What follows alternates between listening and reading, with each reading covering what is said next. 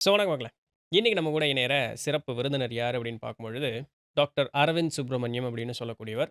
Otherwise known as Sastha Aravind அப்படின்னு சொல்லக்கூடியவர். இந்த பாட்காஸ்ட்டுக்கு நான் இன்ட்ரோவை எப்படி குடுத்தாலுமே, நான் ஸ்பாய்லர் பண்ண மாதிரி ஆயிரும். ஏன்னா, பாட்காஸ்ட்குள்ள அவ்வளவு விஷயங்கள் கொட்டி கிடக்குது. நம்ம சபரிமலையில இருக்கக்கூடிய ஐயப்ப சுவாமி இருக்கார் பார்த்தீங்களா? அவர பத்தி தெரிஞ்சேங்கிறது நமக்கு பொதுவா தெரிஞ்ச விஷயங்கள் நெறைய இருக்கும். தெரியாததுங்கிறது தான் அங்க சுவாரஸ்யமே. அப்படி நிறைய தெரியாத விஷயங்கள் அப்படிங்கிறது இந்த பாட்காஸ்ட்ல பொதஞ்சிருக்கு அப்படியே. ஐயப்பன் அப்படிங்கிறதே சாஸ்தான்னு சொல்லக்கூடிய அந்த ஆதி தெய்வத்தினுடைய ஒரு அம்சம் தான் அப்படின்னு சொல்லக்கூடியது முக்கியமான ஒரு செய்தி பாருங்களேன். ஐயப்ப மலையில இருக்கக்கூடிய அந்த ஐயப்பன்னு சொல்லக்கூடிய சுவாமி நமக்கு முக்தி பேறை அளிக்கக்கூடியவர். ஞானத்தை அளிக்கக்கூடியவரும், முக்தி பேறை அளிக்கக்கூடியவரானவர். அதுபோக இன்னும் இதர இந்த உலக வாழ்விற்கு இதர செல்வங்களை அளிக்கக்கூடிய சாஸ்தாவினுடைய வெவ்வேறு வடிவங்கள் அப்படிங்கிறது இருக்கு அப்படிங்கிறது இதில 8 வகையான சாஸ்தா இருக்கு. எல்லாமே உள்ள வருது. ஐயப்பனும், ஐயனாரும் ஒண்ணு தான் அப்படின்னு சொல்லுவதற்கு பாடல்லயே மேற்கோள் காட்டி நிறைய உதாரணங்களை சொல்லி, நிறைய சுவாரஸ்யமான தகவல்கள் அப்படிங்கிறத இதில கொட்டி தெளிச்சிருக்கிறார். நம்மளுடைய பாட்காஸ்ட்டுக்கு வந்த சீஃப் கெஸ்ட் சாஸ்தா அரவிந்த் சுவாமிகள். ஆம், நான் வளவளன்னு பேச விரும்பலைங்க. நீங்க நேரடியாவே பாட்காஸ்ட்குள்ள போங்க. ஆ நிறைய செய்திகள் இருக்கு. உங்களுக்கு கண்டிப்பா அது பயனுள்ளதா இருக்கும். பொறுமையா கடைசி வரைக்கும் கேளுங்க. கேட்டுட்டு உங்களுடைய கருத்துக்கள் என்ன அப்படிங்கிறத கீழ தெரிவிங்க.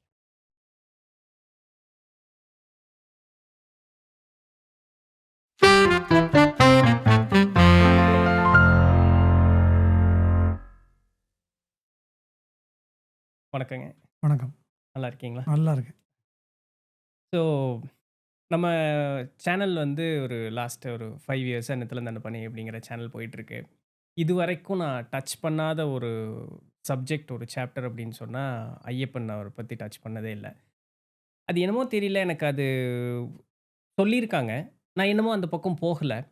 ஆ இன்னைக்கு கரெக்ட்டா அதுக்கு ஏத்த மாதிரி ஆ முழுக்க ஐயப்பன் மட்டும் தான் என்னோட லைஃபே அப்படின்னு சொல்லக்கூடிய ஒருத்தரே ஃபர்ஸ்ட்டு இனிஷியலாவே ஐயப்பன் அவர சாமிய பத்தி பேசுறதுக்கு வர்றதுங்கிறது ரொம்ப சந்தோஷம். நம்மளுடைய நேயர்கள் ரொம்ப நாள் எதிர்பார்த்த ஒரு செய்தி அப்படிங்கிறது வெளிவருது அப்படிங்கிறதும் ம். எனக்கு ரொம்ப சந்தோஷமான ஒரு செய்தி. ஸோ இப்ப ஜென்ரலா நம்ம வழக்கமா அ நம்ம ஒரு கெஸ்ட் வர்றாங்கன்னா, இந்த சப்ஜெக்ட்குள்ள எப்படி போவீங்க அப்படின்னு தான் ஆரம்பிப்பேன். அது நான் 2வதா இப்ப வச்சுட்டு, நான் முதல்ல ஒரு கேள்வி அப்படிங்கிறத கேட்கிறேன். இப்ப ஐயப்பன் அப்படின்னு சுவாமின்னு அப்படி எடுக்கும் பொழுது, முதல்ல நம்மளுடைய கலாச்சாரம், இந்திய மண்ணு, இந்திய கலாச்சாரம்னு எடுக்கும் பொழுது, முந்தைய காலங்கள்ல பார்க்கும் பொழுது, அவரவர்களுடைய தொழில் நிமித்தமாக தெய்வத்தை வழிபட்டது அப்படிங்கிறது உண்டு. பின் குல அடிப்படையிலான வழிபாடு அப்படிங்கிறது உண்டு. இப்போ அது என்னமோ போர் அடிச்சிருச்சோ என்னவோ, நம்ம மக்கள் இப்போ மொழிக்கும், நிலத்திற்கும் சம்மந்த மாதிரி இது மாத்திட்டு இருக்காங்க. ஸோ நான் இந்த கேள்வி வர்றதுக்கு காரணம், ஐயப்பன் சுவாமி அப்படின்னாலே கேரளா தாங்கிற ஒரு ஒரு மைய கருத்து அப்படிங்கிறது மக்கள் மத்தியில இருக்க ஒரு ஒரு சூழல்ல, இது உண்மதானுங்களா? அப்படிங்கிறது தான் என்னுடைய கேள்வி. நான் அங்கிருந்து ஆரம்பிக்க விரும்புறேன். அதாவது தெய்வங்களை தேசங்களுக்கும், காலங்களுக்கும் அப்பாற்பட்டவர்கள்.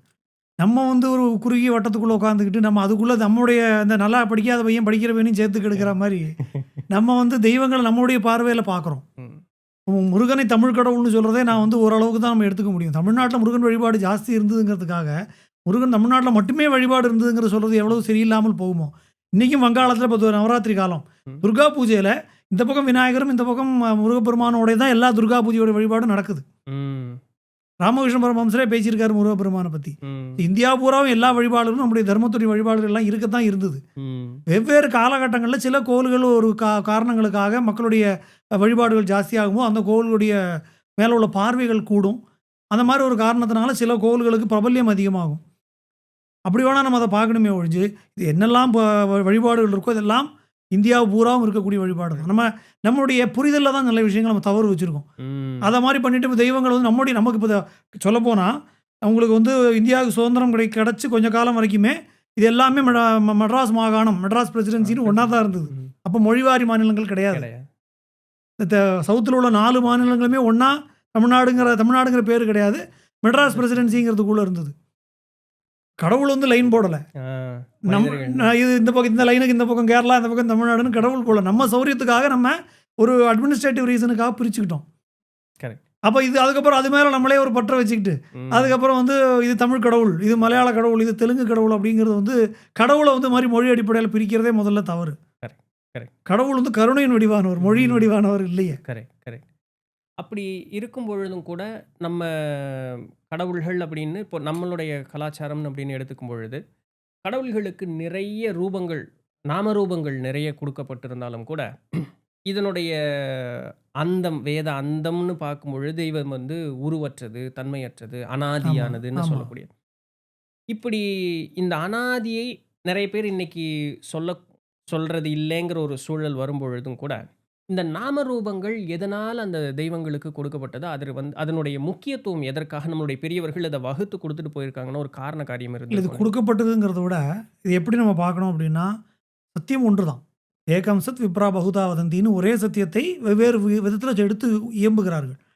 இப்போ ஒரு மனிதன் அவனுடைய மனசு ஒரு நாளைக்கு ஒண்ணு போல இருக்கிறதில்ல. ஒரே குடும்பத்தில எப்பயுமே சொல்ற எக்ஸாம்பிள் தான். ஒரு குடும்பத்தில 4 பேர் இருக்கோம். இப்போ ஒரே தாய் வயிற்றில் பிறந்து, அதே ஒரே பிறப்பு வளர்ப்புன்னு சொல்றோமே, ஒரே குடும்பத்தில், ஒரே சூழ்நிலையில், ஒரே குடும்ப அப்பா, அம்மாவால வளர்க்கப்பட்டவர் 2 பேரும் ஒரு மாரி இல்ல. இல்ல. ஒருத்தரோட இன்ட்ரெஸ்ட் வேற மாரி இருக்கு. இன்னொருத்தரோட இன்ட்ரெஸ்ட் சம்மந்தம் இல்லாத ஒரு திசையில இருக்கு. கண் ஒரு இண்டிவிஜுவலும் தனி. ம். அப்ப அது மாதிரி நம்ம ஒருத்தருடைய மென்டல் மெச்சூரிட்டியும் வேற வேறையா இருக்கு. ம். நம்முடைய தர்மத்தில மட்டும் தான் நீ அல்டிமேட் கோல் அடையணும். அதற்கான பாதை உன்னுடைய மனசு எப்படி நீ எந்த அளவுக்கு பக்குவப்பட்டிருக்கியோ, அந்த வகையில நீ வந்து பயணப்படலாம்ங்கிற ஒரு லிபர்ட்டி குடுத்துருக்கு. ம். ஃப்ளெக்ஸிபிலிட்டிங்க ரொம்ப ஃப்ளெக்சிபிலிட்டி அதிகம். இருக்கு. ஏன்னா, இல்ல எனக்கு வந்து பஜனை பாடி அப்படிதான் இறைவன வழிபட பிடிக்கும். பண்ணு. பண்ணு. எனக்கு கோயில் கோயிலா போணும். பண்ணு. எனக்கு சர்வீஸ் பண்ண தான் பிடிக்கும். பண்ணு. இல்ல எனக்கு மந்திரம் ஜெபிக்கணும். ஜெபம் பண்ணு. எனக்கு பூஜைகள் பண்ணணும். பண்ணு. இல்ல எனக்கு எதுவுமே வேண்டாம். நான் உட்கார்ந்து தியானம் பண்ண போறேன். பண்ணு. ம்.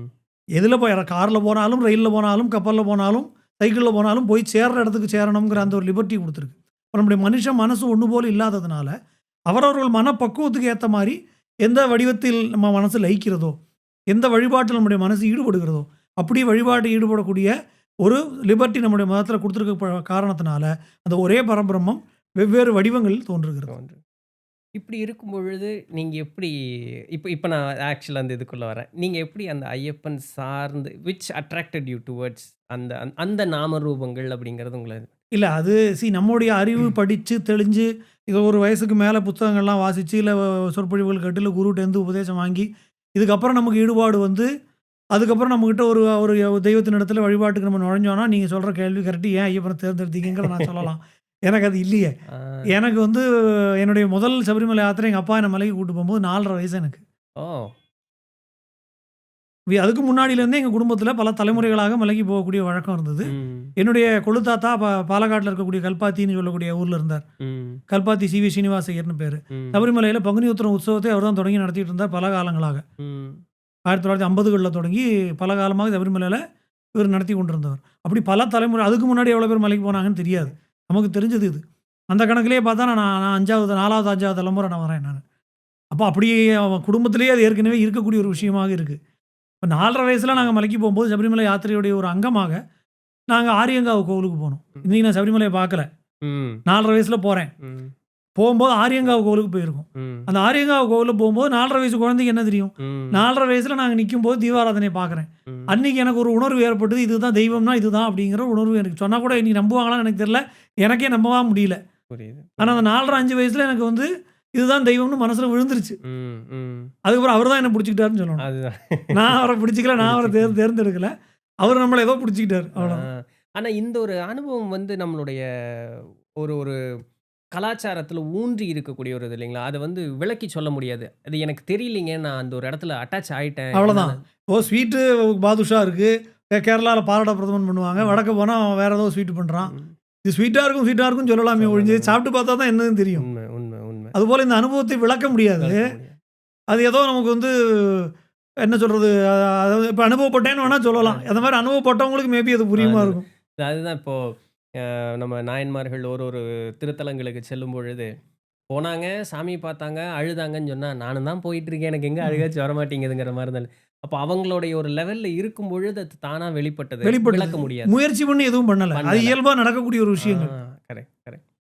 ஸோ இப்படி இருக்கும் பொழுது இன்னொரு கேள்வி. கார்த்திகை மாசம் அப்படிங்கிறது வந்து ஐயப்பனுக்கு ரொம்ப உகந்த ஒரு மாதமாக கூறப்படுது. இதுக்கு ம். ஏதாவது சிக்னிஃபிகன்ஸ் அப்படிங்கிறது ஏதாவது இல்ல இருக்கா? இதோட லாஜிக் வந்து என்னது அப்படின்னா, பண்டைய காலத்தில சபரிமலை யாத்திரை வந்து முக்கியமாக மகர விளக்கு மட்டும் தான். ஓகே. இந்த மாச பூஜைகளுக்கு நட தொறக்கக்கூடிய நடைமுறைகள் கிடையாது. கிடையாது. ஸோ மகர விளக்கு தான் கோவிலுடைய முக்கிய தினம். அப்ப அந்த மகர விளக்கு அப்படிங்கிறது தை மாசம் 1ஆம் தேதி. ம். அப்ப இந்த தை மாசம் 1ஆம் தேதி கோவிலுக்கு போகணும் அப்படின்னா, அப்பல்லாம் இந்த மாரி வண்டி வச்சுட்டு போற வழக்கம் இல்ல. வீட்லருந்து நடந்து போணும். ம். ஸோ ஒரு மண்டல விரதம் வீட்ல பூர்த்தி பண்ணி, ம். மண்டல விரதம் பூர்த்தியான பிறகு இவங்க வந்து இருமுடி கட்டி மலைக்கு கிளம்பணும். ம். ஸோ இப்ப அந்த கணக்குல கார்த்திகை மாசம் 1ஆம் தேதி சபரிமலை யாத்திரை நம்ம மேற்கொள்ள போறோம் அப்படின்னா, மலையில இருக்கணும் அப்படின்னா, இவங்க அதுக்கு ஒரு 15 நாள் முன்னாடி வீட்லருந்து கிளம்பணும். கிளம்பு. நடந்து போணும். ம்.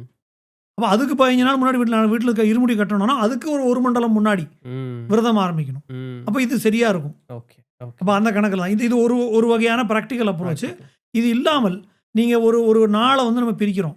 கார்த்தால 3:30 3:45லேருந்து அமிர்த வேலை ஆரம்பிக்கிறது. அதுக்கப்புறம் பிரம்ம முகூர்த்தம். அதுக்கப்புறம் சூரியோதயம். இப்படி போகுது. இந்த பாணியில உங்களுக்கு வந்து ஒரு வருஷத்த நம்ம பிரிச்சோம்னா, மனிதர்களுக்கு வந்து ஒரு வருடம்ங்கிறது தேவர்களுக்கு ஒரு நாள். அப்ப அந்த தேவர்களுடைய ஒரு நாள் அப்படிங்கிறது 12 மாசமா பிரிக்கிறான்.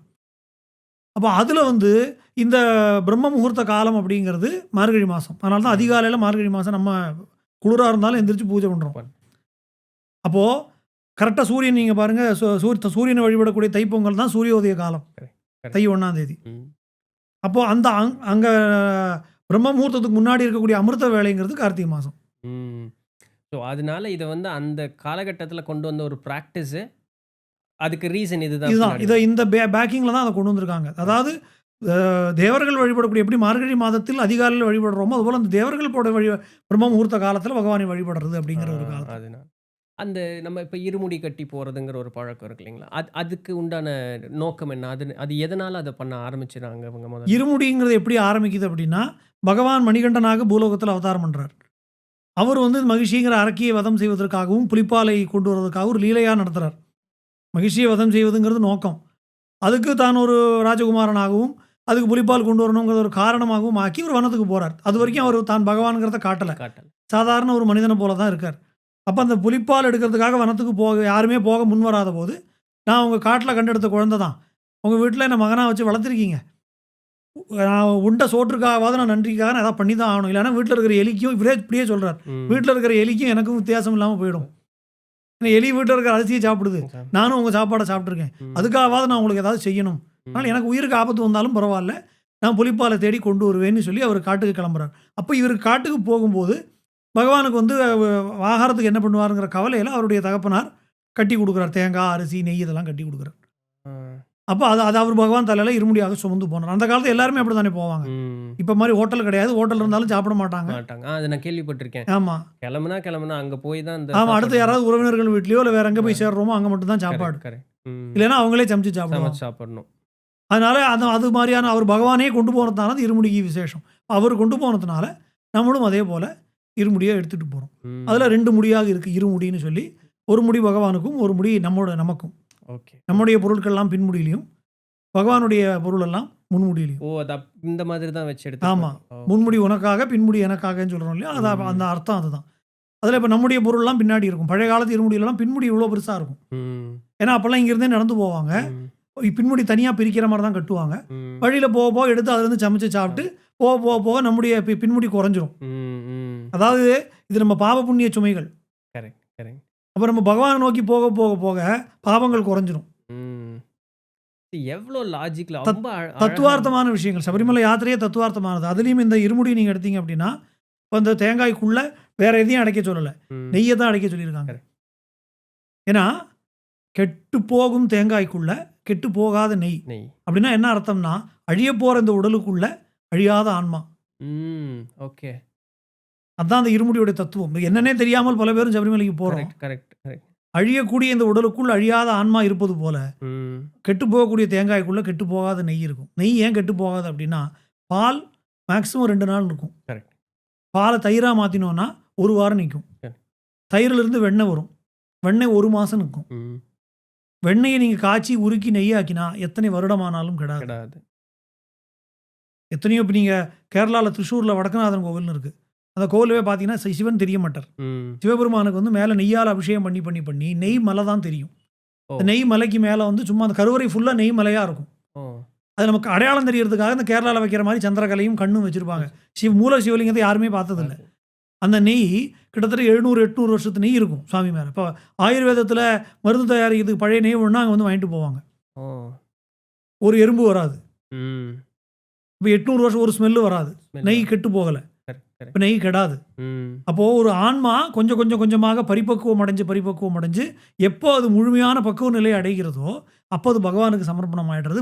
பகவானும் ஒன்றா கலந்துடுறாங்க. அவன் வேற பகவான் வேற இல்லைங்கிற நிலைமை ஏற்படும். ம். அதுக்கப்புறம் இந்த உடலுக்கு வேலை இல்லை. வேலை இல்ல. அந்த ஜீவன் முக்திங்கிற அந்த நிலையை ம். உணர்த்தக்கூடியது தான் சபரிமலை யாத்திரை. அந்த இருமுடி தத்துவமும் அதுதான். அந்த உடல் ஆன்மாவை சுமந்திருக்கு.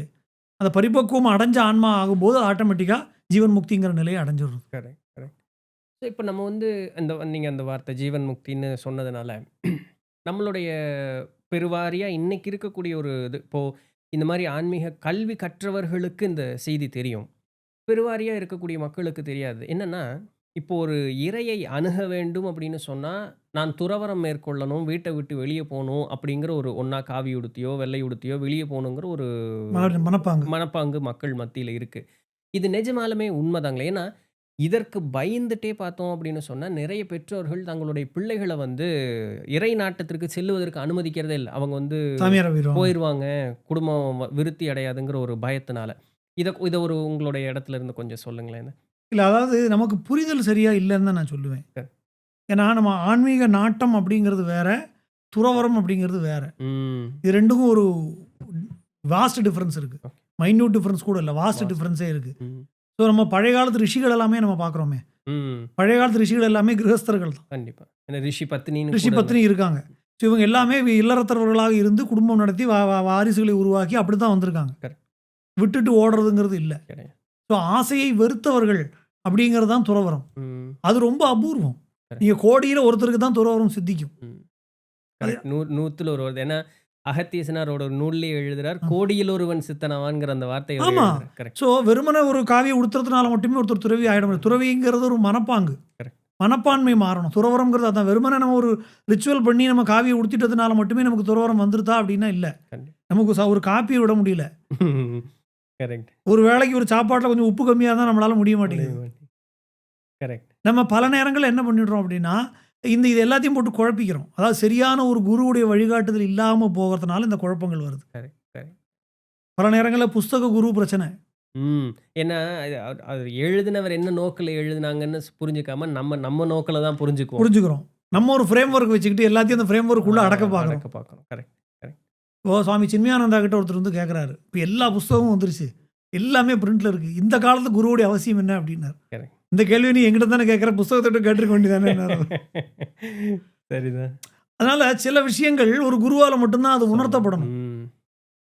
அது உணர்த்தப்படாத போது நமக்கு சில நேரங்கள் என்ன ஆகும்னா, சில ஒரு புத்தகங்களை படித்ததுனாலையோ, இல்லை சில சொற்பொழிவுகளை கேட்டதுனாலையோ, சில ஒரு மந்திரோபதேசம் வாங்கிட்டதுனாலையோ, இல்லை சில தீட்சைகள் பெற்றதுனாலையோ மட்டுமே நமக்கு ஞானம் வந்துட்டதா நம்மளே நினைச்சு ஏமாந்துக்கிறோம். அது வெறும் மனோமாயை தான். மனோமாயை தான் அது, சந்தேகமே இல்லாமல். ஏன்னா பல நேரங்களில் நமக்கு அது இல்லாத ஞானம் வந்துட்டு தான் நம்மளே நினச்சி நம்ம ஆக்சுவலாக அவங்க டெலிபரேட்டாக ஏமாத்துறது இல்லை, அவங்களே ஏமாந்துக்கிறாங்க. நம்ம இல்லாத ஞானம் நமக்கு நம்முடைய நிலை எப்படி இருக்குது அப்படின்னா, நமக்கு வந்து உதாரணத்துக்கு சொல்கிறேன், தப்போவனத்தில் ஞானானந்த சுவாமி இருந்தார். இப்போ இது மாதிரி ஒரு புஸ்தகம் படித்து அப்போவே ஒருத்தர் பண்ணியிருக்கார். புஸ்தகங்கள் எல்லாம் படித்து வேதாந்தமெல்லாம் எனக்கு தெரிஞ்சுட்டு தான் நினச்சி வேதாந்தங்கள் எல்லாம் அவர் பல புஸ்தகங்களை படித்து தொகுத்து அற்புதமான ஒரு வேதாந்த கிரந்தம், உலகம் பொய், உடல் பொய், அனுபவம் பொய், இப்படிலாம் எழுதி ஒரு புஸ்தகம் எழுதி அவர்கிட்ட கொண்டு வந்து கொடுக்குறாரு. நீங்கள் அவர் சாமிகிட்ட வந்து புஸ்தகம் கொடுக்குறாரு, சுவாமி அதை புரட்டி பார்த்துட்டு இருக்காரு. அவருக்கு தெரிஞ்சு போயிடுது, அதாவது இது வந்து வெறும் அனுபவம் இல்லாமல் வெறும் புஸ்தகத்தை மட்டுமே வச்சு இந்த மனுஷன் வந்து எழுதியிருக்காரு. எந்த வகையிலுமே அவருக்கு நேரடி அனுபவம் இல்லை. நேரடி அனுபவம் ஒன்ஸ் அவனுக்கு கிடச்சிருச்சுன்னா அவன் புஸ்தகம் எழுதுறதுக்கோ உட்காந்து பேசுறதுக்கோ அவங்க முடியாது. விண்டவர் கண்டிலர் தான். கண்டிப்பாக. ஸோ அந்த அனுபவம் இல்லாத காரணத்தினால என்ன ஆயிடுதுன்னா, இவர் பார்க்குறாரு, இவருக்கு என்னன்னா இந்த புஸ்தகத்தை கொண்டு வரும்போதே கார்த்தால வந்து என்ன டிஃபன் பார்த்துட்டு வந்துட்டார். அப்போல்லாம் இந்த மாதிரி ஹோட்டல் கிடையாது. ஆசிரமத்துக்கு போனால் ஆசிரமத்தில் போடுற சாப்பாடு தான், பெரும்பாலும் உப்புமா தான் இருக்கும். அன்னைக்கு இட்லி வந்து லக்ஸுரி ஃபுட்டு. ஆமா, எங்க அப்பச்சி சொல்லுவாரு. ஆமா. இந்த இட்லி, தோசை, வெள்ள அரிசியே வந்து வருஷத்துக்கு ஒரு தடவ இந்த தீபாவளி தீபாவளி பொங்கலுக்கு பொங்கலுக்கு கிடைச்சா கிடைச்சா உண்டு. புண்ணியம். அப்ப ஆமா. அவர் அன்னைக்கு இட்லிய பார்த்துட்டு வந்துட்டாரு. இவரு ம். மனசுல பூரா இட்லி இருக்கு. இவரு சாமி புக்க பார்த்துக்கிட்டே இருக்காரு. இவரு ரொம்ப நேரமா பார்க்குறாரு. சீக்கிரம் முடிஞ்சா சாப்பிட போலாம். அவர் சொல்றாரு, "ஆமா ரொம்ப நல்லா எழுதியிருக்கீங்க. உலகம் பொய், ம். சரீரம் பொய், எல்லாமே பொய். இட்லி மட்டும் தான் மெய் போலாம்" அப்படின்னாரு. அப்போ அந்த ஒரு உணர்வு வந்து நேரடியா ஏற்படாமல், கரெக்ட். புஸ்தகத்த மட்டுமே வச்சு போற அது பல பெற்றோர்களுக்கு நீங்க அந்த பாங்கு ஏற்பட்டு போயிடுது. ம். பல இந்த மாரி ஆன்மீக ஈடுபாடு கொண்டவங்களுமே, ஒரு சின்ன ஒரு ஒரு ஒரு அவங்களுக்கு ஒரு அனுபவம் ஏற்பட்ட உடனே எல்லாத்தையும் கரகண்டுட்ட மாதிரியான ஒரு உணர்வு அவங்களுக்கு வந்துருது. இதெல்லாம் வந்து ஒரு மாயை தான். கண்டிப்பா. பகவான் நமக்கு வைக்கிற டெஸ்ட்டு. ம். அப்ப ம். அதனால நான் என்ன சொல்றேன், இந்த அத்வைதம், ஜீவன் முக்தி அப்படிங்கிறது அது பைனரி தான். ம். எய்தர் 0 இல்லன்னா 1. ஒண்ணுதான். கரெக்ட். அப்ப அந்த நிலையை அடைவது வரைக்கும் நமக்கு பக்தி மார்க்கம் தான் உங்களுக்கு ஹெல்ப் பண்ணக்கூடிய விஷயமா இருக்கு. நிலையை அடைஞ்சதுக்கப்புறம் நமக்கு நம்மளே கிடையாது. உண்மை, உண்மை. ஒன்றுங்கிற இல்லாத தன்மை போனா தான் உண்மை. போற ஆமா, வரைக்கும் இன்னும் உண்மை நான் கிடையாது. அது வரைக்கும் நம்ம இப்படியே இருக்க தான் வேண்டியிருக்கு. கண்டிப்பா. எப்ப நமக்கு உடல்ங்கிற உணர்வு மறக்கிறதோ, ம். எப்ப நமக்கு நான்கிற உணர்வு நம்மள விட்டு நீங்குறதோ, அது வரைக்கும் நம்ம இருக்கோம். நம்ம இருக்கோம்னா சாமியும் இருக்கு. உண்மைதான். எல்லாமே இருக்கு. உலகம் இருக்கு, அனுபவம் இருக்கு, எல்லாமே இருக்கு. அப்ப நம்ம இது வந்து இல்லாத உணர்வை நம்ம எடுத்துக்க அதுக்காக ட்ரை பண்றோம். கரெக்ட். அந்த ஜீவன் முக்திங்கிற நிலையை நோக்கி போவதற்கு ட்ரை பண்றோமே. அதனால இப்ப நீங்க கேட்ட மாரி, இது உடனே இது ஒரு ஆன்மீகத்துல ஈடுபாடு வந்ததுனால மட்டுமே ஒருத்தன் வந்து சாமியாரா போயிடுவான்னு அவசியம் இல்ல. ம். ஆனா, சரியான ஒரு குருவை அடைந்து முறையான வழிகாட்டுதல்ல போனான்னா, அவனுடைய வாழ்க்கை முறைமையாகவே இருக்கும். இப்ப நம்முடைய பெரியோர்கள் அதான் வகுத்து குடுத்துருக்காங்க. எதையுமே ஆரம்ப காலகட்டத்திலேருந்து பண்ண சொல்லல. பிரம்மச்சரியம், கிரகஸ்தம், வானப்பிரஸ்தம், சன்னியாசம் தான் சொல்லியிருக்கான். பிரம்மச்சாரியாக இருந்து கற்க வேண்டியதெல்லாம் கற்றுக்கொள். ஆ அடுத்து கிரகஸ்தனாக இல்லற வாழ்க்கையை நடத்து. பசங்கலாம் வளர்ந்து பெருசாயிட்டாங்களா, டிட்டாச்டு அட்டாச்மெண்ட்ங்கிறான். ம். அவங்ககிட்ட பொறுப்ப குடுத்துட்டு, நீ ஒதுங்கி இரு. ஒதுங்கிடு. இதெல்லாம் ஓகே, எல்லாம் முடிஞ்சாச்சு. அவன் கரெக்ட்டா அவன் வேலைய பார்த்துக்கிறான்னா, அதுக்கப்புறம் சன்னியாசத்துக்கு போணும். ம். எடுத்தோனே எடுத்த உடனே குதிக்கிறனால குதிச்சா நம்ம மனச கட்டுப்படுத்த முடியலையே. கரெக்ட். யாராலயுமே முடியலையே. கரெக்ட். கரெக்ட். நம்மள நாமளே ஏமாத்திக்கக்கூடிய விஷயம் ஆ தான் அது. உண்மைதான், உண்மைதான். என்ன இதுல ஸோ இந்த தத்துவத்தை தான் சபரிமலையில ஐயப்பன் உணர்த்தக்கூடிய அந்த அத்வைதம்ங்கிற ஒரு விஷயத்தை ம். நேரடியான அத்வைதத்துடைய ஒரு பிரத்யக்ஷ வடிவமாக சபரிமலையில் இருக்கார். ம். வேற ம். எந்த தெய்வமும் நான் சொல்ல மாட்டேன். ம். சபரிமலை ஐயப்பனுடைய விசேஷம் என்னன்னா தத்துவமசின்னு சொல்லி அவரது ம். சின்முத்திரையை காட்டி வேற இப்போ போனா சபரிமலையில தத்துவமசின்னு தான் எழுதியிருக்கான். ம். நீ அதுவென்று உணர்ந்து கொள்கிறார் அவர். அதுதான், அதுதான். அந்த உணர்வு ஒரு சபரிமலை யாத்திரை நமக்கு வந்துராது. கண்டிப்பா, கண்டிப்பா. அந்த ஒரு சரண்டரிங் நேச்சர் நமக்கு வரணும் இல்லைங்களா? வரணும். நம்ம ம். முதல்ல நம்ம இல்லைங்கிறத நம்ம முதல்ல பகவானுக்கு கொடுத்தா தானே. அதனால தானே சுவாமியே சரணம் ஐயப்பாங்கிறோம். வேற எந்த தெய்வத்துக்கும் சரணம் சொல்றது இல்லையே. சொல்றதில்ல. ம். நான் ஒரு ஒரு வீடியோ பார்த்தேன். நான் இதுவரைக்கும் சபரிமலை போனதில்ல. ம். இப்ப நீங்க அங்க அந்த வாசகம் எழுதியிருக்கு, தத்துவமசி எழுதியிருக்குன்னீங்க. ஒரு வீடியோ ஒண்ணு பார்த்தேன். அது என்னதான் நான் அங்க போனதில்லைனாலும் எனக்கு தெய்வ நம்பிக்கை ரொம்ப அதிகம். எனக்கு நாட்டம் ரொம்ப அதிகம். அப்போ ஒரு இறைக்குன்னு உண்டான ஒரு வேடம் பூண்டு அந்த இடத்துல நிற்கும்போது, நம்ம அதற்குண்டான இலக்கணத்தோட நடக்கணுங்கிறது கண்டிப்பா அத நான் ஒத்துக்கிற உண்டு. அங்க வேற ஒரு பெரிய மனுஷர் ஒருத்தர் போறார். ஆ இவங்களுடைய கவனம் கீழ நிக்கிறவங்களுடைய கவனம் 18 படி கீழ நிக்கிறாங்க. அவங்களுடைய கவனம் அப்படியே அந்த பக்கம் திரும்பிடுச்சு. எனக்கு ஆச்சரியமா போச்சு. அப்ப சாமியினுடைய நெனப்பு எங்க போச்சு இப்போ உங்களுக்கு? அப்படிங்கிற மாரி. இப்ப இவ்ளோ கஷ்டப்பட்டு வந்தது அர்த்தம் இல்லாம போன ஒரு நிலை ஆயிப்போச்சு இல்லைங்களா? அப்ப அந்த கடைசி பார்டர் கூட நமக்கு ஒரு செக் பாயிண்ட் இருக்க தான் செய்யுது. கண்டிப்பா. ஏன்னா நான் சின்ன வயசுல பார்த்துருக்கேன். என்னன்னா, அப்ப சிவாஜி கணேசன் மலைக்கு வந்தார். ஆ. நான் சின்ன வயசு. எனக்கு அப்போ வந்து ஒரு மீறி போனா ஒரு 8, 9 வயசு இருக்கும் வச்சுக்கங்களேன். இல்ல அதை விட கம்மியா இருக்கலாம். ம். 5, 6 வயசு இருக்கலாம். சிவாஜி கணேசன் வந்திருந்தார். அப்போ வந்து என்ன ஆச்சுன்னா, இவன் வந்து எல்லாரும் மேலே ஏறி சாமி தரிசனம் பண்ணி இறங்கியாச்சு. இறங்கி. சிவாஜி கணேசன் மலை ஏறாருன்னோனே இவங்க எல்லாம் சேர்ந்து அவரோட சேர்ந்து திருப்பி ஏறுறாங்க. ஸோ உங்களுடைய ஃபோக்கஸ் வந்து அங்க இவ்வளோ நாள் கஷ்டப்பட்டு விரதம் இருந்து எதுக்காக வந்திருக்கோம், எந்த நோக்கத்துக்காக வந்திருக்கோங்கிறதுல தெளிவு இல்ல. ம். அங்க வந்து சினிமா நடிகர் அங்கேயும் சினிமா நடிகரா தான் பார்க்குறேன். ஐயப்பனுடைய விசேஷமே ஜாதி மத வித்தியாசம் இல்லாமல், ஏழை பணக்காரன் வித்தியாசம் இல்லாமல் யார் வந்தாலும் எல்லாரும் அங்க சாமி சாமின்னு ஐயப்பனா தான் பார்க்குறோம். கரெக்ட். அந்த உணர்வு நம்மளால அனுபவத்துல கொண்டு வர முடியலன்னா, அங்க வந்து இவன் சினிமா நடிகரா தான் நம்ம பார்த்துக்கிட்டு இருக்கோம்னா, ம். ஏதோ அடிப்படையில கோளாறு இருக்குன்னு கோளாறு இருக்கு இல்லைங்களா? அப்ப நம்ம வந்து ரொம்ப ஒரு ஒரு மெட்டீரியலிஸ்டிக்கா ஒரு விஷயத்த பண்ணிட்டு இருக்கோம். ஆத்மார்த்தமா இன்னும் பண்ண பண்ண மாட்டேங்குது. முடியல. ஏன்னா நமக்கு வந்து அதோட தத்துவம் என்னங்கிறத நம்ம உணரல. ரிச்சுவலா பண்றோம். Correct, correct. இப்படிலாம் பண்ணணும் பண்றோம். அது அனுபவத்துல கொண்டு வரணுங்கிறது தான் என்னுடைய வேண்டுகோள் எல்லார்ட்டயுமே. நீங்க ம். ஒரு வருஷம் மாலை போடும்போதும் அந்த உணர்வை கொண்டு வர முயற்சி பண்ணணும். ம். அப்பதான் நம்ம இவ்வளோ வருஷம் மலைக்கு போறதுனால ஏதாவது கொஞ்சமாவது பிரயோஜனம் இருக்கும். கண்டிப்பா. இன்னும் ஸ்டார்ட்டே பண்ண ஆரம்பிக்கல. நிறைய செய்திகள் பேசியிருக்கோம். ஓகே. It's very exciting. இப்ப நம்ம வந்து ஐயப்பன் வந்து இவங்களுக்கு ஹரிஹர புத்திரன். ஸோ சிவனுக்கும் விஷ்ணு பெண் வடிவாக வந்த மோகினி ஒரு அவதாரம். மோகினி அவதாரத்துக்கும் பிறந்ததுன்னு பார்த்துருக்கோம். பட் நீங்க உங்களுடைய ஒரு ரிசர்ச்ல வந்து இன்னும் வேறு ஒரு சில புராண கதைகள் வந்து அன்கவர் பண்ணி எடுத்திருக்கீங்க. ம். அது என்ன? ஏன்னா இதுதான் விசேஷமா நமக்கு தெரிஞ்ச ஒரே ஸ்டோரி. பட் நீங்க வேற ஒரு சில விஷயங்கள் சொல்றது, அத கொஞ்சம் விளக்கி சொல்ல முடியுங்களா? இல்ல அதாவது இதுதான் அடிப்படை ஸ்டோரி. ஓகே. அடிப்படையா உள்ள புராண சரித்திரம் இதுதான். இதுக்கு முன்கதை, பின்கதைகள் நெறைய இருக்கு. நம்ம இந்த ஒரு கதைய மட்டும் தான் நம்ம எடுத்திருக்கோம். ஓகே. அதாவது மோகினி அவதாரம் எடுத்திருக்கக்கூடிய மகாவிஷ்ணுவுக்கும், பரமேஸ்வரனுக்கும், சிவபெருமானுக்கும் மகனாக ஹரிஹரபுத்திரனாக பகவான் அவதாரம் பண்றார். இது உடனே அவங்க என்ன பண்ணிடுறாங்க அப்படின்னா, நம்ம மூல புராணங்களை வாசிக்காத காரணத்தினால என்ன ம். பண்ணிடுறாங்கன்னா, உனக்கு குழந்தை பொறந்தது. 2 ஆண்களுக்கும் ஒரு குழந்தை பிறந்ததுனால இது என்ன பண்றதுன்னு தெரியாதனால அந்த குழந்தைய பம்பா கரையில விட்டுட்டு போயிட்டாங்க. ம். அபேண்டன் பண்ணிட்டாங்க அந்த குழந்தைய. ம். ம். அந்த குழந்தையை பாண்டிய ராஜாவான ராஜசேகர பாண்டியன் எடுத்து வளர்க்குறாருன்னு சொல்லி இவங்க சொல்றாங்க. ம். பட் அப்படி இல்ல. ஓகே. அதுக்கு இது புராணங்கள்ல இதுக்கு ரெஃபரன்ஸ் இருக்கு. ஓகே. நெறைய புராணங்கள் மூல நூல்களை பார்க்கணும். ம். ம். நம்ம ஏன்னா அன்பார்ச்சுனேட்லி 18 புராணங்களும் நமக்கு முழுமையான வடிவத்தில இன்னைக்கு நமக்கு கிடைக்க மாட்டேங்குது. கிடைக்கக்கூடிய நூல்களும் பிட்ஸ் அண்ட் பீஸஸா இருக்கு. ம். சில நூல்கள் இன்னுமே 18 புராணங்கள்ல இன்னுமே முழுமையாக பப்ளிஷ் ஆகாமல் ஓலைச்சுவடிகள்லே அங்கேயும் இங்கேயுமா இருக்கு. ஓ! பல புராண நூல்கள் அப்படித்தான் இருக்குது. இப்ப கூட சமீபத்தில வந்து மூகாம்பிகை க்ஷேத்திரத்துடைய கோலாபுர மகாத்மியம்னு சொல்லக்கூடிய நூலை கண்டுபிடிச்சு எடுக்கக்கூடிய ஒரு வாய்ப்பு நமக்கு கிடைச்சு அதை பப்ளிஷ் பண்ணோம். சரி, சரிங்க. இத்தனை பேர் போறோம் கோயிலுக்கு. ம். கொல்லூர் மூகாம்பிகைன்னா அவ்வளோ ஃபேமஸ். ம். ஆனா அந்த கோயிலுடைய தலபுராணம் சிவபெருமானும் முருகப்பெருமானும் பேசும்படியான சுப்பிரமணிய சிவ சம்வாதத்துல இருக்கு. ஓ! அப்ப அதோடைய மூல ஸ்லோகங்கள் ம். அந்த தலத்துடைய மகிமை, தலத்துடைய வரலாறு, எப்படி பூஜை பண்ணணும் அப்படிங்கிற வரலாறு, சஹஸ்ரநாமம் இத்தியாதிகள்லாம் கூடியிருக்கக்கூடிய அந்த ஒரு பகுதி. இது வந்து கந்தபுராணத்தை சேர்ந்தது. ஆனா ம். இன்னைக்கு இருக்கக்கூடிய கந்தபுராணத்துல இது இல்ல. இல்ல. ஆ. இப்ப நான் கொல்லூர் போயிருந்தபோது அதை தேடி எடுத்து ஓலைச்சுவடிகள்லேருந்து கண்டுபிடிச்சு எடுத்து அதை பப்ளிஷ் பண்ணோம். சம்ஸ்கிருதத்திலையும் தமிழ்லையுமா ஓ! பப்ளிஷ் பண்ணோம். ஸோ இது மாதிரி பல நூல்கள் இன்னும் நமக்கு கிடைக்காமலே இருக்கு. இப்ப நீங்க கிடைச்ச நூலே வந்து இதுவரைக்கும் யாருக்கும் பிரபலமா தெரியாமயே இருக்கக்கூடிய இருந்திருக்கு. நூல். ஆ. ஓ! சரி, சரி. இப்ப அந்த நூல்களுடைய ஒரு பகுதிகள் அங்கங்க பிட்ஸ் அண்ட் பீஸஸா இருக்கு. ஆனால் முழுமையான நூல்கள் கிடைக்கிறது இல்ல. இப்ப 18 புராணமுமே அப்படித்தான் இருக்கு. ம். பல நூல்கள் இந்த மாதிரி நமக்கு கிடைக்காமயே போயிடுது. ம். ஸோ அதன்படி சாஸ்தாவுடைய புராண சரித்திரம் வந்து நமக்கு இப்போ பாப்புலரா அவைலபிள் கதைகளை தாண்டி பல புராணங்கள் அங்கேயும் இங்கேயுமா புராணங்கள்லையும், தந்திரங்கள்லையும், ஆகமங்கள்லையுமா நெறைய சரித்திரங்கள் நமக்கு கிடைக்கிறது. ம். அப்ப அதுல இது மாரி இதோடைய பூர்வ சரித்திரங்கள், அதுக்கப்புறம் பகவானுக்கு 8 அவதாரங்கள் இருக்கு அப்படிங்கிற சரித்திரங்கள். ஓ! அதுல ஒரு அவதாரம் தான் மணிகண்டனாக வந்த அவதாரம். ஓகே. அப்ப அதுல ஹரிஹரபுத்திரனாக இப்ப ஏற்கனவே சிவபெருமானும், மகாவிஷ்ணுவும் அம்பிகையின் இடத்துல வரம் வாங்கி இந்த குழந்தைய அடையக்கூடிய சரித்திரம். ஓ! அதனால வேண்டான்னு போட்டுட்டு போல. சிவபெருமான் கைலாசத்துக்கு கொண்டு போய் வளர்க்குறார். இதெல்லாம் கந்த புராணத்திலயும் இருக்கு. இப்ப இதுக்கு இருக்கிற கந்த புராணத்திலே சௌரியமா இருக்கு இதெல்லாம்.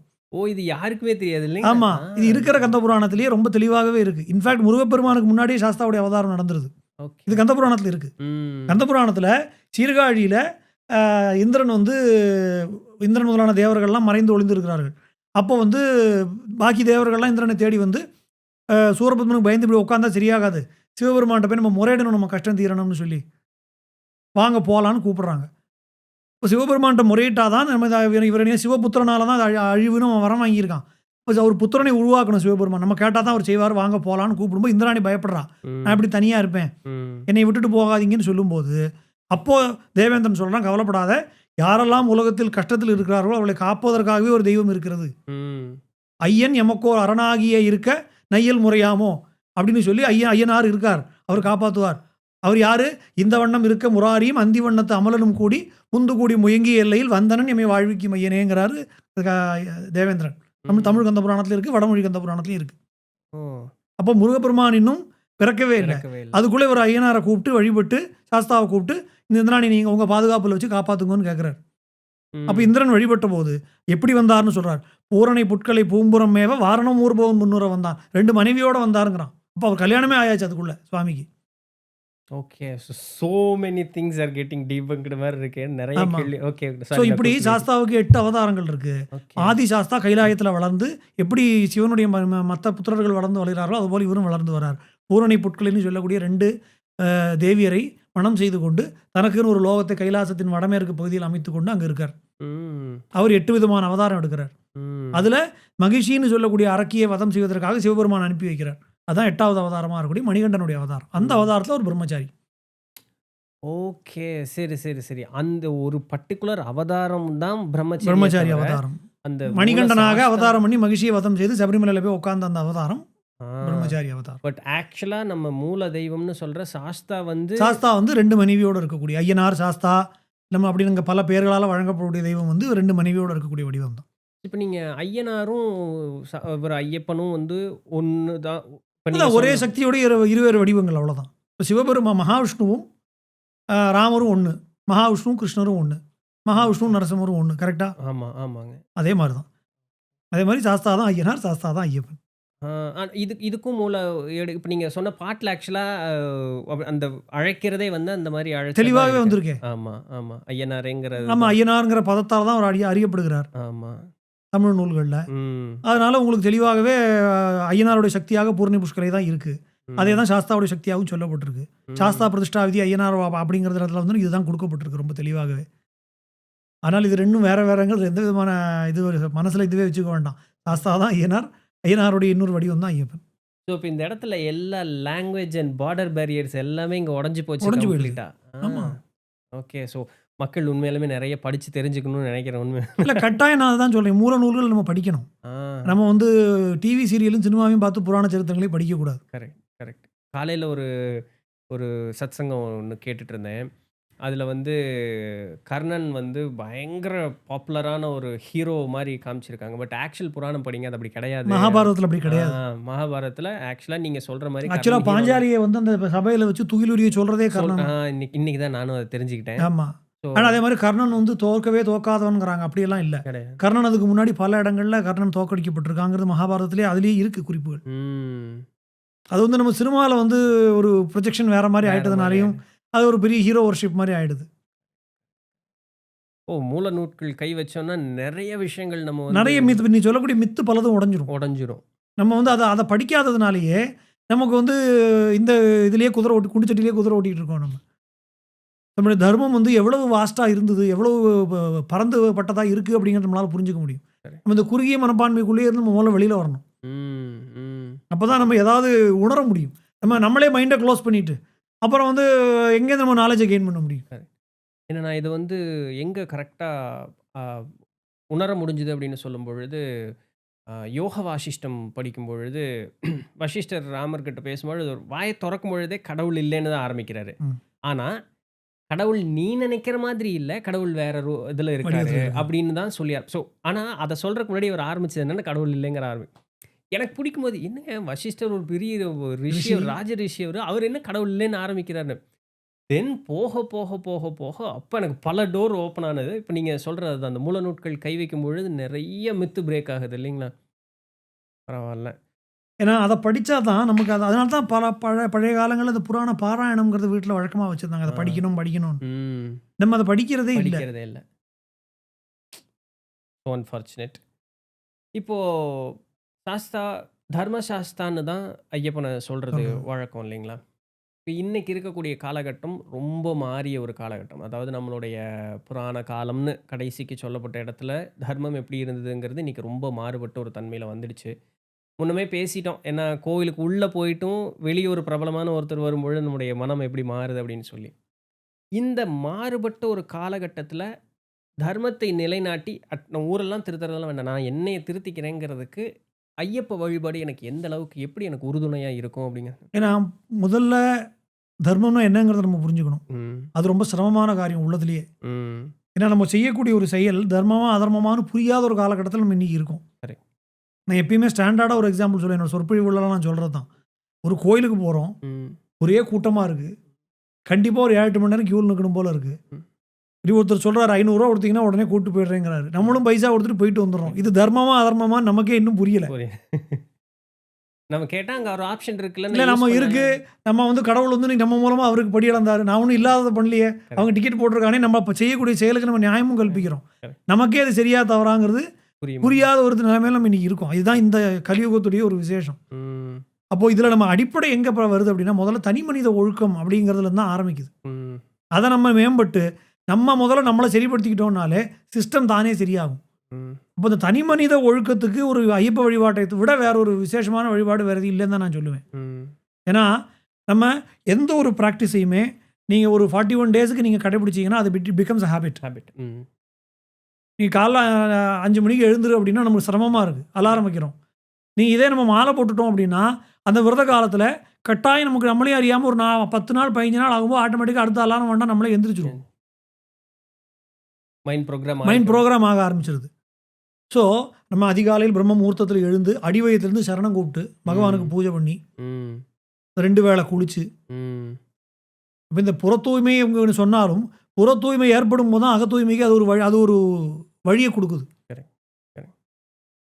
இப்போ 2 வேளையும் குளிச்சு 2 வேளையும் சரணம் சொல்லி பூஜை பண்ணி பஜனை பாடி மைண்டை வந்து வேறு எந்த விதமான நெகட்டிவ் தாட்ஸுக்கும் போக விடாமல். ஏன்னா இப்போ இன்றைக்கி எப்படி இருக்குன்னா சும்மா உட்காந்துருந்தாலே நம்ம அடுத்தவனை பற்றி தான் பேசுகிறோம்.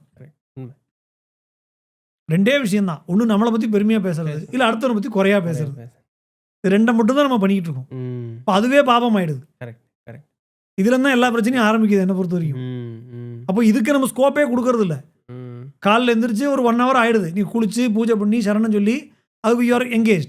திருப்பி சாயந்தரம் இதுக்கு இடையில கட்டாயம் கோவிலுக்கு போகணும், கட்டாயம் பஜனைக்கு அட்டன் பண்ணணும். இப்படி வைக்கும்போது பஜனையில் ஒரு 2 மணி நேரம் இருந்தால் ஒரு 10 நிமிஷம் நம்ம மனசு லயிக்குமா? மனசு லயிச்சு பகவானை நினைக்காட்டி பரவாயில்ல, வேற ஒன்றும் சிந்தனை பண்ணாமல் இருக்குமா? ஸோ அதுவே வந்து ஒரு ப்ராக்டிஸ் ஆகிடுது. நான் எப்பயுமே அதான் சொல்லுவேன், நீங்கள் மாலை போட்டுட்டு மலைக்கு போயிட்டு வந்ததோடு முடியலை. அதில் கடைபிடிச்ச விஷயங்களை ஒரு 5% ஆகுது தொடர்ந்து ரெகுலர் லைஃப்பில் கடைபிடிக்க ஆரம்பிக்கணும். மலைக்கு போயிட்டு வரும்போதே எப்படா மாலையை கட்டுவோம், அடுத்து எங்கே போவோம் நம்ம யோசிச்சுட்டு இருந்தோம்னா அப்புறம் மலைக்கு போய் பிரயோஜனம் இல்லை. அப்புறம் 100 வருஷம் மலைக்கு போனாலும் வேஸ்ட்டு தான். ஏன்னா நான் நிறைய பேர் அப்படி சொல்கிறது கேட்டிருக்கேன், மாலை போட்டிருக்கீங்களா போயிட்டு வந்துட்டதுக்கப்புறம் பார்த்துக்கலாம் அப்படிம்பாங்க. பட் அது யூஸே இல்லை. ஸோ நீங்கள் அப்படியே நீங்கள் மாலை போட்டிருக்கிற போது கடைபிடிக்கிற எல்லா விஷயத்தையும் நீங்கள் கடைபிடிங்கன்னு சொல்லலை, அது சிரமம். அட்லீஸ்ட் கொஞ்சம் விஷயத்தையாவது கடைபிடிக்க முயற்சி பண்ணணும். அவ்வையார் என்ன சொல்கிறோம், அறம் செய்ய விரும்புன்னு தான் சொல்கிறோம், அறம் செய்யன்னு சொல்லலை. முதல்ல விரும்பணும். இப்போ விருப்பப்பட்டு நம்ம சில விஷயங்களை பண்ண ஆரம்பிக்கும் போது ஆட்டோமேட்டிக்காக அது கொஞ்சம் கொஞ்சமாக டிரான்ஸ்ஃபர்மேஷன் நமக்குள்ளே ஏற்பட ஆரம்பிக்கும். அந்த இன்னர் டிரான்ஸ்ஃபர்மேஷன் நம்மளுக்குள்ளே தான், மாறுதல் வெளியிலேருந்து வரவே வராது, நம்மளுக்குள்ளே தான் மாற ஆரம்பிக்கணும். நம்மளுக்குள்ளே மாற ஆரம்பிக்கிறதுக்கு ஐயப்ப வழிபாடு 100% நமக்கு ஹெல்ப் பண்ணுது. ஏன்னா அந்த முறையாக விரதம் இருந்து நம்ம போய் பகவான் முன்னாடி நிற்கும்போது அந்த ஒரு செகண்ட் கிடைக்கக்கூடிய ஒரு அனுபூதி அப்படிங்கிறது இது வரைக்கும் அனுபவிக்காத ஒரு ஆனந்தமாக இருக்குது. இப்போ நம்ம இன்னைக்கு இருக்கிற விரதம் வந்து விரதமே கிடையாது என்னை பொறுத்த வரைக்கும். நம்ம வந்து முறைமையான விரதம் இருக்கிறதே இல்லை. நம்ம நினைச்சா ஹோட்டலில் சாப்பிட்றோம், பல விஷயங்கள் நம்ம காம்ப்ரமைஸ் பண்ணுறோம். இன்றைக்கி இருக்கிற காலம் அப்படி இருக்குங்க அப்படின்னு சொல்கிறோம். அப்படியெல்லாம் இருக்கக்கூடிய காலகட்டத்தில் இருக்கிற நம்மளுக்கே பகவான் முன்னாடி போய் நிற்கும்போது ஒரு சொல்ல முடியாத ஆனந்தம் ஏற்படுது அப்படின்னா ஒழுங்காக விரதம் இருந்தால் அந்த ஆனந்தம் எப்படி இருக்குங்கிறத நம்ம உணரணும். ஸோ அந்த ஒரு தன்மைக்கு இப்போது நோய் முத்தினா தான் ஆப்ரேஷன். இப்போ கண்ணில் வந்து கேட்ராக்ட் வந்துருச்சு, டாக்டர்கிட்ட போகிறோம், இன்னும் டைம் ஆகலை, இன்னும் முத்தட்டும் அப்படிங்கிறாரு. இது என்னது, நான் ரெடியாக இருக்கேன், பணமும் தரேங்கிறேன், ஆப்ரேஷன் பண்ண மாட்டேங்கிறேன். இல்லை 2 மாதம் போட்டும் டாக்டர் சொல்கிறாரு. நோய் முத்தும் போது தான் மருந்து வேணும். அதனால் சாஸ்தாவுடைய வழிபாடு எத்தனையோ யுகங்களாக இருந்தாலும் இப்போ இருக்கக்கூடிய காலகட்டம் அப்படிங்கிறது தர்மத்துக்கு ஒரு துன்பம் வந்திருக்கக்கூடிய காலம், தர்மத்துக்கு ஒரு கேள்விக்குறி வந்திருக்கக்கூடிய காலம். இப்போ தான் நோய் முத்தி இருக்கு. அதனால தான் ஐயப்ப வழிபாடு இப்போ கொஞ்சம் பரவலாக அறியப்பட்டு பல மக்களாலையும் ஏற்றுக்கொள்ளப்படுகிறது. ஆனால் இவரெல்லாம் சரியாக விரதத்தை கடைபிடிச்சாதான் அந்த பர்பஸ் நமக்கு சர்வாகும். சும்மா மலைக்கு போயிட்டு வர மாதிரி எல்லாரும் போயிட்டு வராங்க, ட்ரிப்பு மாதிரி ஆயிடுச்சு. இப்போ அன்ஃபார்ச்சுனேட்லி அதுதான் பல இடங்களில் நடக்கக்கூடிய விஷயமாக இருக்குது. ஆனால் இது முறைமையான ஒரு ஐயப்ப விரதம் அப்போ நம்ம இருந்தோம்னு சொன்னால் டெஃபினட்டாக நம்ம லைஃப்பில் ஒரு டிரான்ஸ்ஃபர்மேஷன் அப்படிங்கிறது நம்மளே உணர முடியும். இப்போ நீங்கள் சரியான விரத முறைன்னு ஒரு இது சொல்லியிருந்தீங்க இல்லையா, இன்னைக்கு மாறி போச்சு தான். அப்போ சரியான விரத முறைங்கிறது தான் என்ன உண்மையாலுமே? இல்லை, அதாவது சரியான இதுக்கு யாட் ஸ்டிக் கிடையாதுங்க. இப்போ கல்யாணம் நல்லபடியாக பண்ணி கொடுங்க அப்படின்னு சொல்கிறாங்க. ஓகே, ஒரு சம்மந்தி வீட்டில் பேசுகிறாங்க, கல்யாணம் நல்லபடியாக பண்ணி கொடுத்துருங்கன்னா அதுக்கு என்ன அர்த்தம், அதுக்கு என்ன டெஃபினிஷன்? ஓகே, எந்த விதமான ப்ராப்ளமும் இல்லாமல் மனம் கோணாமல் அப்படி நீங்கள் சொல்கிறீங்க. நான் சொல்கிறேன் வானம் வெடிக்க விடணுங்கிறேன். அது சரி, நல்லா பண்ணி கொடுக்கணும். என்னை பொறுத்த வரைக்கும் ஜோடனை பண்ணணும், டெக்கரேஷன் பண்ணணும். ஸோ இந்த இதுக்கு வந்து டெஃபினிஷன் வந்து பர்சன் டு பர்சன் மாறுது. ஓகே, ஸோ கூடுமான வரைக்கும் சரியான விரதம் அப்படிங்கிறது நான் சொன்னது போல் இன்றைக்கி நான் சொன்னால் யாரும் கேட்க மாட்டாங்க, இருந்தாலும் நான் சொல்கிறேன். முதல் விஷயம் என்னென்னா நம்ம வந்து வினையை கையிலேயே வச்சுருக்கோம் மொபைலுங்கிற பேரில். சரிதான். இதில் என்னெல்லாம் வேண்டாத விஷயங்களோ அதுதான் முதல்ல வருது. நான் எப்பயுமே சாதாரணமாக சொல்கிற வேடிக்கையாக சொல்கிற விஷயம் என்னென்னா, நீங்கள் ஒழுங்காக விரதம் அப்படின்னு நினச்சிங்கன்னா இது சிம்மை கட்டி பட்டன் ஃபோனில் போட்டு வச்சுங்க. ஏன்னா நமக்கு எதெல்லாம் மனசில் வேண்டாத எண்ணங்களை தூண்டுகிறதோ அது முதல்ல நம்ம மொபைலுக்கு நம்மளுக்கு வந்துடுது. நம்ம மாலை போட்டிருக்கோம் நமக்கு தெரியும், மொபைலுக்கு தெரியாது. இதில் நம்ம மனசு சலனப்பட்டாலே விரதம் முடிஞ்சுது. ஸோ அதில் விரத நெறிமுறைகளில் சொல்லப்பட்டிருக்கக்கூடிய விஷயங்கள் காமம், குரோதம், மோகம், மதம், ஆச்சரியம் இது எல்லாத்தையும் நம்ம கட்டுக்குள்ளே வச்சுருக்கணும். உணவு கட்டுப்பாடு வேணும். உணவு கட்டுப்பாடு எதுக்கு? மனதை கட்டுப்படுத்த. மனக்கட்டுப்பாடுக்காக தான் உணவு கட்டுப்பாடு. மனசில் பகவானை பற்றின சிந்தனை இல்லாமல் இருக்கணும். இருக்கிறது 24 மணி நேரம், அதில் 8 மணி நேரம் தூக்கத்தில் போயிடுது. நம்ம ஆஃபீஸுக்கு போகிறோம், ஒர்க் பண்ணுறோம், அதில் ஒரு 8 மணி நேரம் போயிடுது. 8 16 மணி நேரம் போச்சு. மிச்சம் ஒரு 8 மணி நேரம் இருக்குது. இந்த மிச்சம் இருக்கிற 8 மணி நேரத்தில் சாப்பிட்றதுக்கு ஒரு 2 மணி நேரம், 1.5 மணி நேரம், 2 மணி நேரம், குளிக்க ஒரு 1.5 மணி நேரம், இப்படியே கழிச்சோன்னா மிச்சம் இருக்கிறது அப்படிங்கிறது 3லேருந்து 4 மணி நேரம் இருந்தால் ஜாஸ்தி. அதுலேயும் நம்ம மொபைலையும் பார்த்து வேறு விஷயங்கள் டைவர்ட் ஆகிறதுனால தான் மாலை போட்டிருக்கும்போது ட்ராமாவுக்கு போகாத, சினிமாவுக்கு போகாத, கல்யாண கார்த்திகளுக்கு போகாதேன்னு சொன்னதுக்கு காரணம். மனம் கேளிக்கைகள் ஈடுபட்டால் மறுபடியும் அதை பழையபடி கொண்டு வந்து ரொம்ப சிரமப்படும். ஸோ அதுதான் முறைமையான விரதம். இப்போ அதுக்கு அது மட்டும் தான் பார்த்தா போகிறோம், அப்போ நான் 2 வேளை குளிக்க வேண்டாம், சரணம் சொல்ல வேண்டாம்னா இல்லை, அதுக்கு இதெல்லாம் தயார்படுத்துது. மனம் அடங்குவதற்கு வெறும் இன்டர்னல் ஃபேக்டர் போதாது, எக்ஸ்டர்னல் ஃபேக்டரும் சேர்ந்தா தான் அது ஒர்க் பண்ணுது.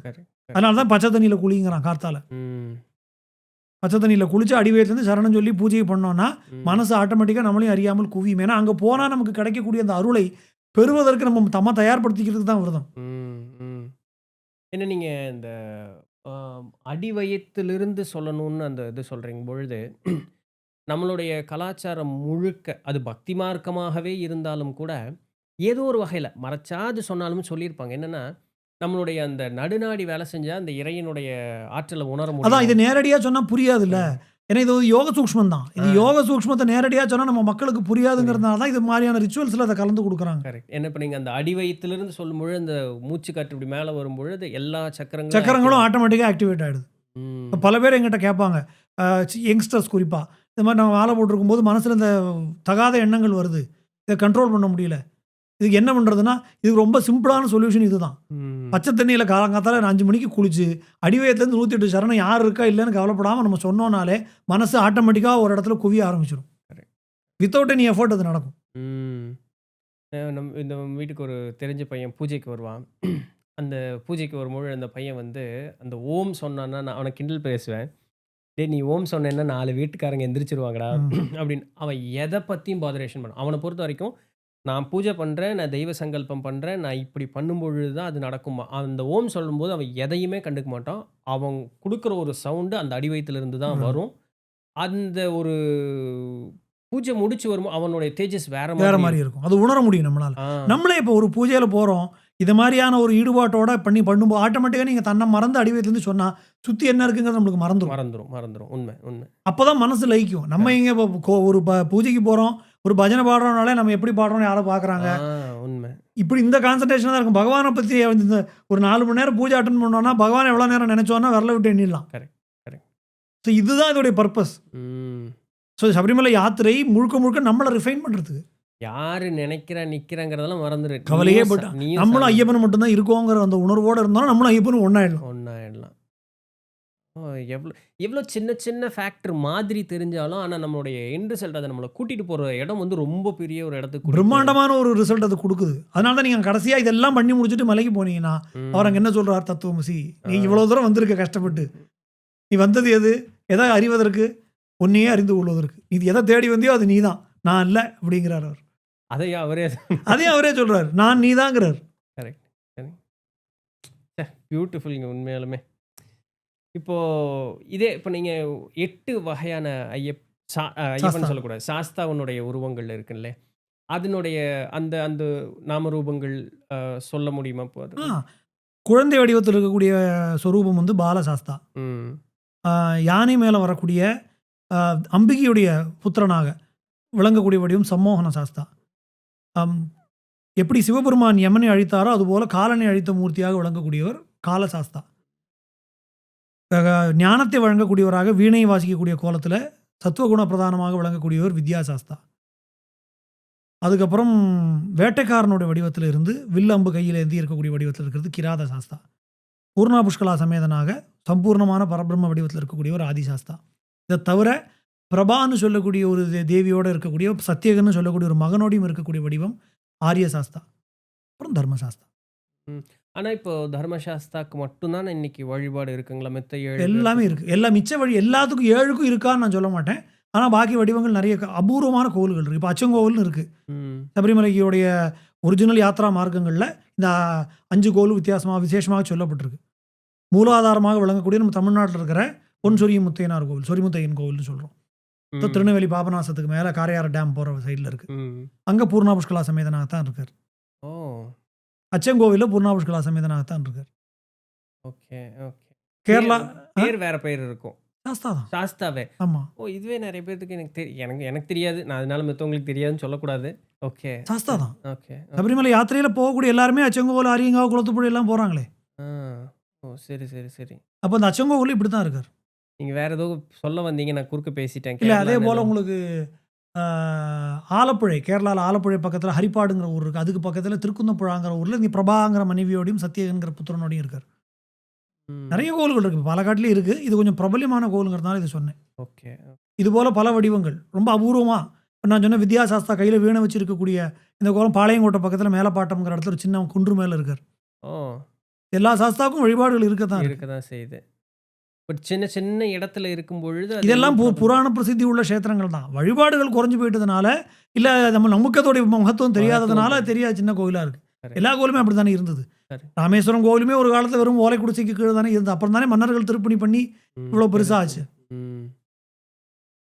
மதுரை திருத்தலமே கதம்ப வனமாக தான் இருந்தது. ஆமாமா, ஆமா. பரவால்ல. இப்ப நீங்க ஒரு நூல் எழுதியிருக்கீங்க. ஸ்ரீ மகா சாஸ்தா விஜயம். விஜயம். இப்ப இதுல வந்து நிறைய புராணங்கள், அதாவது 85 புராணங்கள் பக்கம் அதுல ஆமா. எழுதியிருக்கீங்க.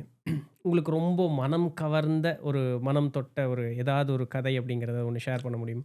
அதாவது ஆரியங்காவுல வந்து அ பகவான் வந்து என்ன பண்றாரு அப்படின்னா, இந்த சௌராஷ்டிரா குலம் இருக்கு இல்லையா? ம். மதுரை பக்கத்துல. அந்த சௌராஷ்டிரா குலத்தில் பிறந்த ஒரு சின்ன குழந்தை. எப்படி ஆண்டாள் நாச்சியார் ரங்கநாதர் மேல பிரேமை கொண்டு அவரோட ஐக்கியமானாரோ, அதேபோல இந்த குழந்தை பகவான் சாஸ்தா மேல சின்ன வயசுலேருந்தே பிரேமை கொண்டு, அவங்க அப்பா வியாபாரம் பண்றதுக்காக திருவனந்தபுரம் போறாரு. அவரோட இந்த குழந்தை நீங்க போகும்போது அப்பா நடந்து தானே போணும். ஆரியங்கா வழியா தானே போறேன், நான் வரேன் அப்படின்னு சொல்லி இந்த குழந்தையும் அடம் பிடிச்சு வருது. வந்து அந்த கோவில்லயே நான் இருக்கேன், நீ திருவனந்தபுரம் போயிட்டு வரைக்கும் நான் இங்க இருந்துக்கிறேன் அப்படிங்குது. எப்படி ஆண்டாள் பகவானை அடைந்தாளோ, அதே போல ரங்கநாதர் அடைந்தாளோ ஆண்டாள், அதுபோல இந்த குழந்தையை நாளைக்கு எங்க அப்பா வந்துருவார். என்னை திருப்பி ஊருக்கு கூட்டு போயிடுவார். உன்னை விட்டு எப்படி நான் பிரிஞ்சு இருப்பேன்னு அந்த குழந்தை கேட்குது. ம். பகவான் காட்டுல ஒரு வனவாசி மாரி போய் இவர ஒரு யானை துரத்துது அவங்க அப்பாவ. ம். காப்பாத்துறாரு. என் உயிர காப்பாத்தியிருக்க, உனக்கு என்ன நான் கைமாறு பண்ணணும்னு கேட்குறாரு. ம். உன் பொண்ண எனக்கு கல்யாணம் பண்ணி குடுங்கிறார். இவர் சரி நான் வாக்கு குடுத்துட்டேன். நீ வேடனா இருந்தாலும் பரவால்ல, காட்டுவாசியா இருந்தாலும் பரவால்ல, உனக்கு நான் கல்யாணம் பண்ணி குடுத்துடுறேன். அதுக்கப்புறம் தான் அவங்க அப்பா யோசிக்கிறாரு, எனக்கு ஒரு பொண்ணு இருக்குன்னு இவனுக்கு எப்படி தெரியும்? ஆ. அப்படியே இருந்தாலும் கல்யாண வயசுல இருக்கான்னு எப்படி தெரியும்? எல்லாமே இவர் யோசிச்சுட்டு வராரு.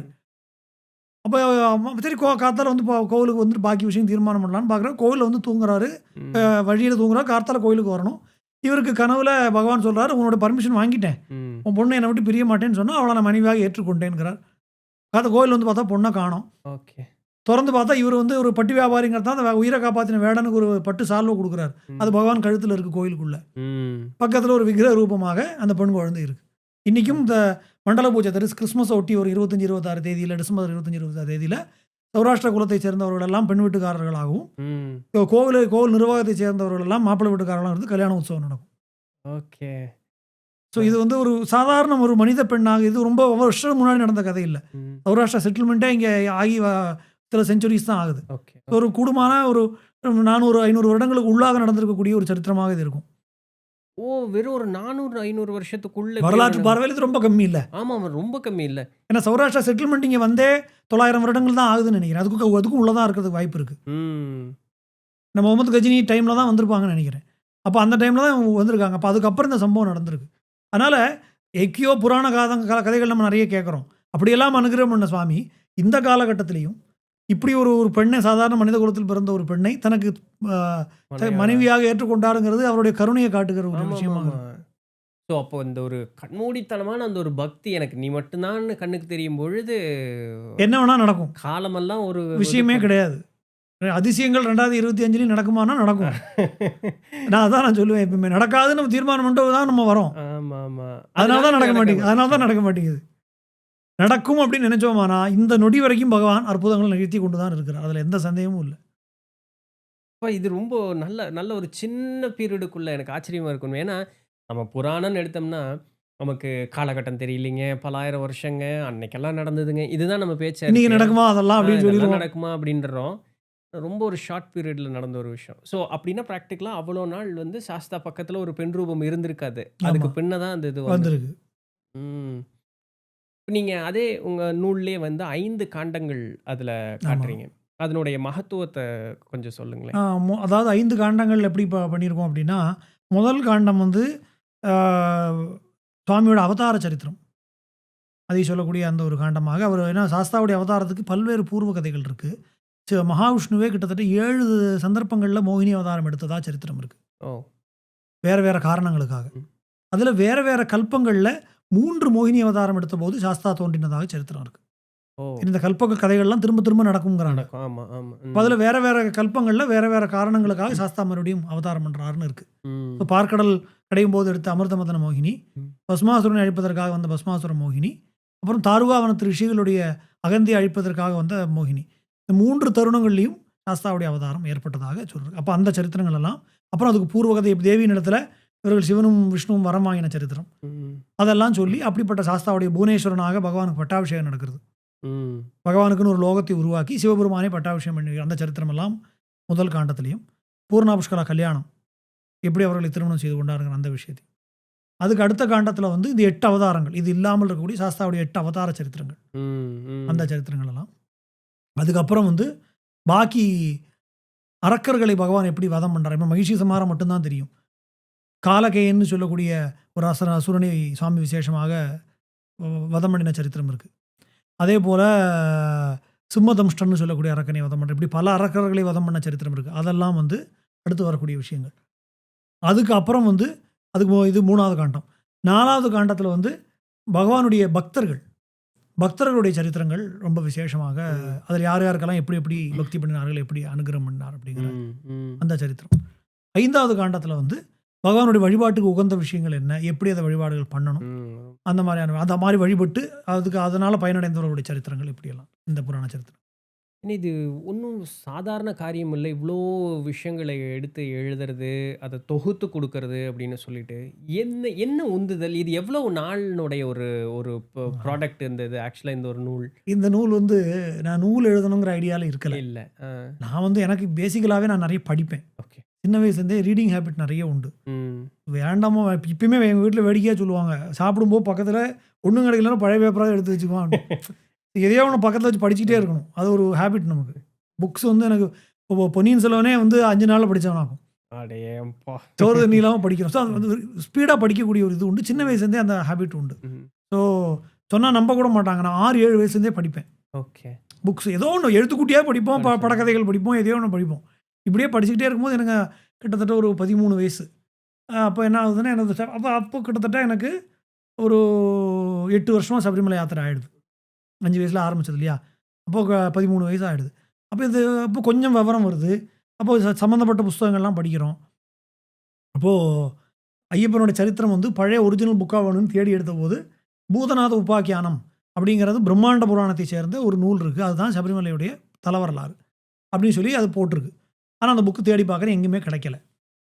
அப்போ என்னன்னா ஒரு பழைய புக் ஒண்ணு தான் கிடைச்சது. என்னன்னா கலியுக வரதன் ஐயப்பன்னு சொல்லி சுசீந்திரத்தில நாகர்கோவில் சுசீந்திரத்தில இருந்து கம்மங்குடி மீனாட்சி சுந்தரம் ஐயருங்கிறவர் எழுதின ஒரு தமிழ் நூல். அது மட்டும் தான் எனக்கு அப்போ கிடைச்ச பழைய நூல். அப்போ அந்த புஸ்தகத்த எடுத்து படிக்கிறேன். இப்போ அதில சொல்லியிருக்கிற சில கதைகள்ல அதில இந்த வாவர்லாம் இல்ல. ம். வாவரின் தோழர்ன்னு சொல்றாங்களே, என்னடா இது இதில காணுமேன்னு எனக்கு ஒரு டவுட் வருது. அப்பதான் கொஞ்சம் யோசிச்சு பார்க்குறேன். இது பரசுராமரால் பிரதிஷ்டை பண்ணப்பட்டிருக்கு அப்படின்னா யுகமே மாறுது. ம். இப்ப இஸ்லாம்ங்கிற ஒரு ரிலிஜன் மதம் ஃபார்ம் ஆகி இன்னைக்கு சுமார் 1500 வருடங்கள் தான் ஆகுறது. அப்படி இருக்கும்போது சாஸ்தா எங்க இருக்காரு? பரசுராமர் எங்க இருக்காரு? ம். இது எப்படி 2ம் ஒண்ணா வருங்கிற கேள்வி எனக்கு வர ஆரம்பிச்சது. ம். அப்புறம் இந்த முதல்ல நம்ம சொன்ன இந்த பூர்ணா புஷ்கலான்னு 2 பத்தினி இருக்கிறதா சொல்றோம். அச்சங்கோவிலுக்கு போயிருக்கோம். ம். கோயில்ல பார்க்குறோம். ம். ஆனா இவர் பிரம்மச்சாரின்னு சொல்றோம். ம். இது எப்படி 2ம் ஒண்ணுக்கு ஒண்ணு சம்மந்தம் இல்லாம இருக்கு? அப்புறம் போய் கல்யாணம் பண்ணிக்கிட்டாரா? ம். இல்ல முதல்லயே கல்யாணம் ஆயிட்டு அதுக்கப்புறம் பிரம்மச்சாரி ஆனாரான்னு எனக்கு ஒரு குழப்பம். அந்த ம். வயசுல அவ்வளோதானே தெரியும். கண்டிப்பா. 12, 13 வயசுல நமக்கு என்ன தெரியும்? ஸோ இதுக்கெல்லாம் எங்க பதில் கிடைக்கும்னு கேட்டா யாருக்குமே தெரியல. அப்ப நான் யாருக்கெல்லாமோ லெட்டர் எழுதினேன். இது ஓ! சம்மந்தப்பட்ட எல்லாருக்கும் லெட்டர் எழுதி போட்டு எனக்கு பதில் சொல்லுங்க. ஒரு பதிலும் வரல வச்சுங்க. வரல. அப்புறம் நம்ம தேடிக்கிட்டே இருந்தேன் நானு. அப்படி எனக்குள்ள எழுந்த இந்த கேள்விகளுக்கு நான் எனக்காக பதில் கண்டுபிடிக்க ஆரம்பிக்கிறதுக்காக தேட ஆரம்பிச்சது தான், இவ்வளவு விஷயங்களும் எனக்கு கிடைக்காம. ஸோ 13 வயசுல நான் என்னுடைய புரிதலுக்காக எழுத ஆரம்பிச்சேன். ம். நம்ம புரிஞ்சுக்கணுங்கிறதுக்காக எழுத ஆரம்பிச்சது. என்னுடைய 25வது வயதில அந்த புத்தகத்த நான் பூர்த்தி பண்ணேன். 12 வருட 12 காலம். வருடம் கிட்டத்தட்ட அது ஆச்சு முடியுது. 13 வயசுலேருந்தே இந்த ஒரு ரிசர்ச்ல இறங்கி அதுதான். இது இது எழுதணுங்கிற நோக்கு இல்ல. உங்களுடைய தேவைக்காக என்னுடைய எழுதுனது. புரிதலுக்காக நான் எழுதிக்கிட்டது. பரவால்ல, பரவால்ல. பல கோவில்களுக்கு போவேன். ஆ. இதுக்காக இந்த ரிசர்ச்சுக்காக. இப்ப ஏதோ ஒரு பழைய புக்ல ஒரு கோவில் போட்டிருப்பாங்க. அப்ப அத பத்தின என்ன ரிசர்ச்ன்னு வீட்ல வந்து சிலப்போ போறேன்னு சொன்னா எங்க அப்பா, அம்மா அனுப்புவாங்க. ம். சிலப்போ எப்ப பார்த்தாலும் என்னடா இது அப்படிம்பாங்க. கரெக்ட். அதனால அப்பலாம் நான் புக் எழுதுறேன். புக் எழுதுற ஐடியாவும் இல்ல. இது கண்டிப்பா. இப்பவே உடனே தெரிஞ்சுட்டு என்ன பண்ண போறேன்னு கேட்பாங்க. அப்ப அதனால என்ன பண்ணுவேன், ஸ்கவுட்ஸ் கேம்ப் இருக்கு. ஆ. அது ஸ்கூல்ல ட்ரிப் இருக்குன்னு எதையாவது சொல்லிட்டு, பொய் சொல்லிட்டு ம். கிளம்பி போறது. ஆ. ஒரு 4 லைன் பாடல் கிடைக்கிறதுக்காக இங்கிருந்து கோயம்புத்தூர்லேருந்து தஞ்சாவூர் போன கதையெல்லாம் உண்டு. ஓ! அது நான் கவலையே பட மாட்டேன். ம். யார் வீட்ல வேணாலும் போயிட்டு அவங்க வீட்ல இருக்குன்னு சொன்னாங்களா, ஆமா இருக்கு பரண் மேல இருக்குன்னுவாங்க. நீங்க உங்களுக்கு ஆட்சேபணம் இல்ல நானே ஏறி ஏறி எடுத்துக்கிறேன். எடுத்துங்க. நம்ம பாட்டுக்கு ஏறி உட்காந்து அவங்க வீட்டு பரன்லாம் கிளீன் பண்ணி அந்த ஓலைச்சுவடியோ, புஸ்தகமோ எடுத்து அத காப்பி பண்ணி எடுத்துட்டு வர்றது. ஆ. அப்ப அப்படி பல இடங்கள்ல தேடினதுனால பல நூல்கள் கிடைச்சது. ம். அப்ப அந்த மாரி பல தொகுப்பு பல விஷயங்கள்லேருந்து தொகுத்தத தான் இந்த புராண நூலாக 18ஆவது புராணத்துக்கு அப்புறம் 19ஆவது புராணமாக இருக்கணும்னு சொல்லி சாஸ்தாவுக்காக இது எழுதின ஒரு இது கிடைச்சது. ஏன்னா பரவால்ல. இப்ப இன்னைக்கு யோசிச்சு பார்த்தா நம்ம என்னை திருப்பி பண்ண சொன்னா என்னால முடியுமான்னு தெரியல. ஆ.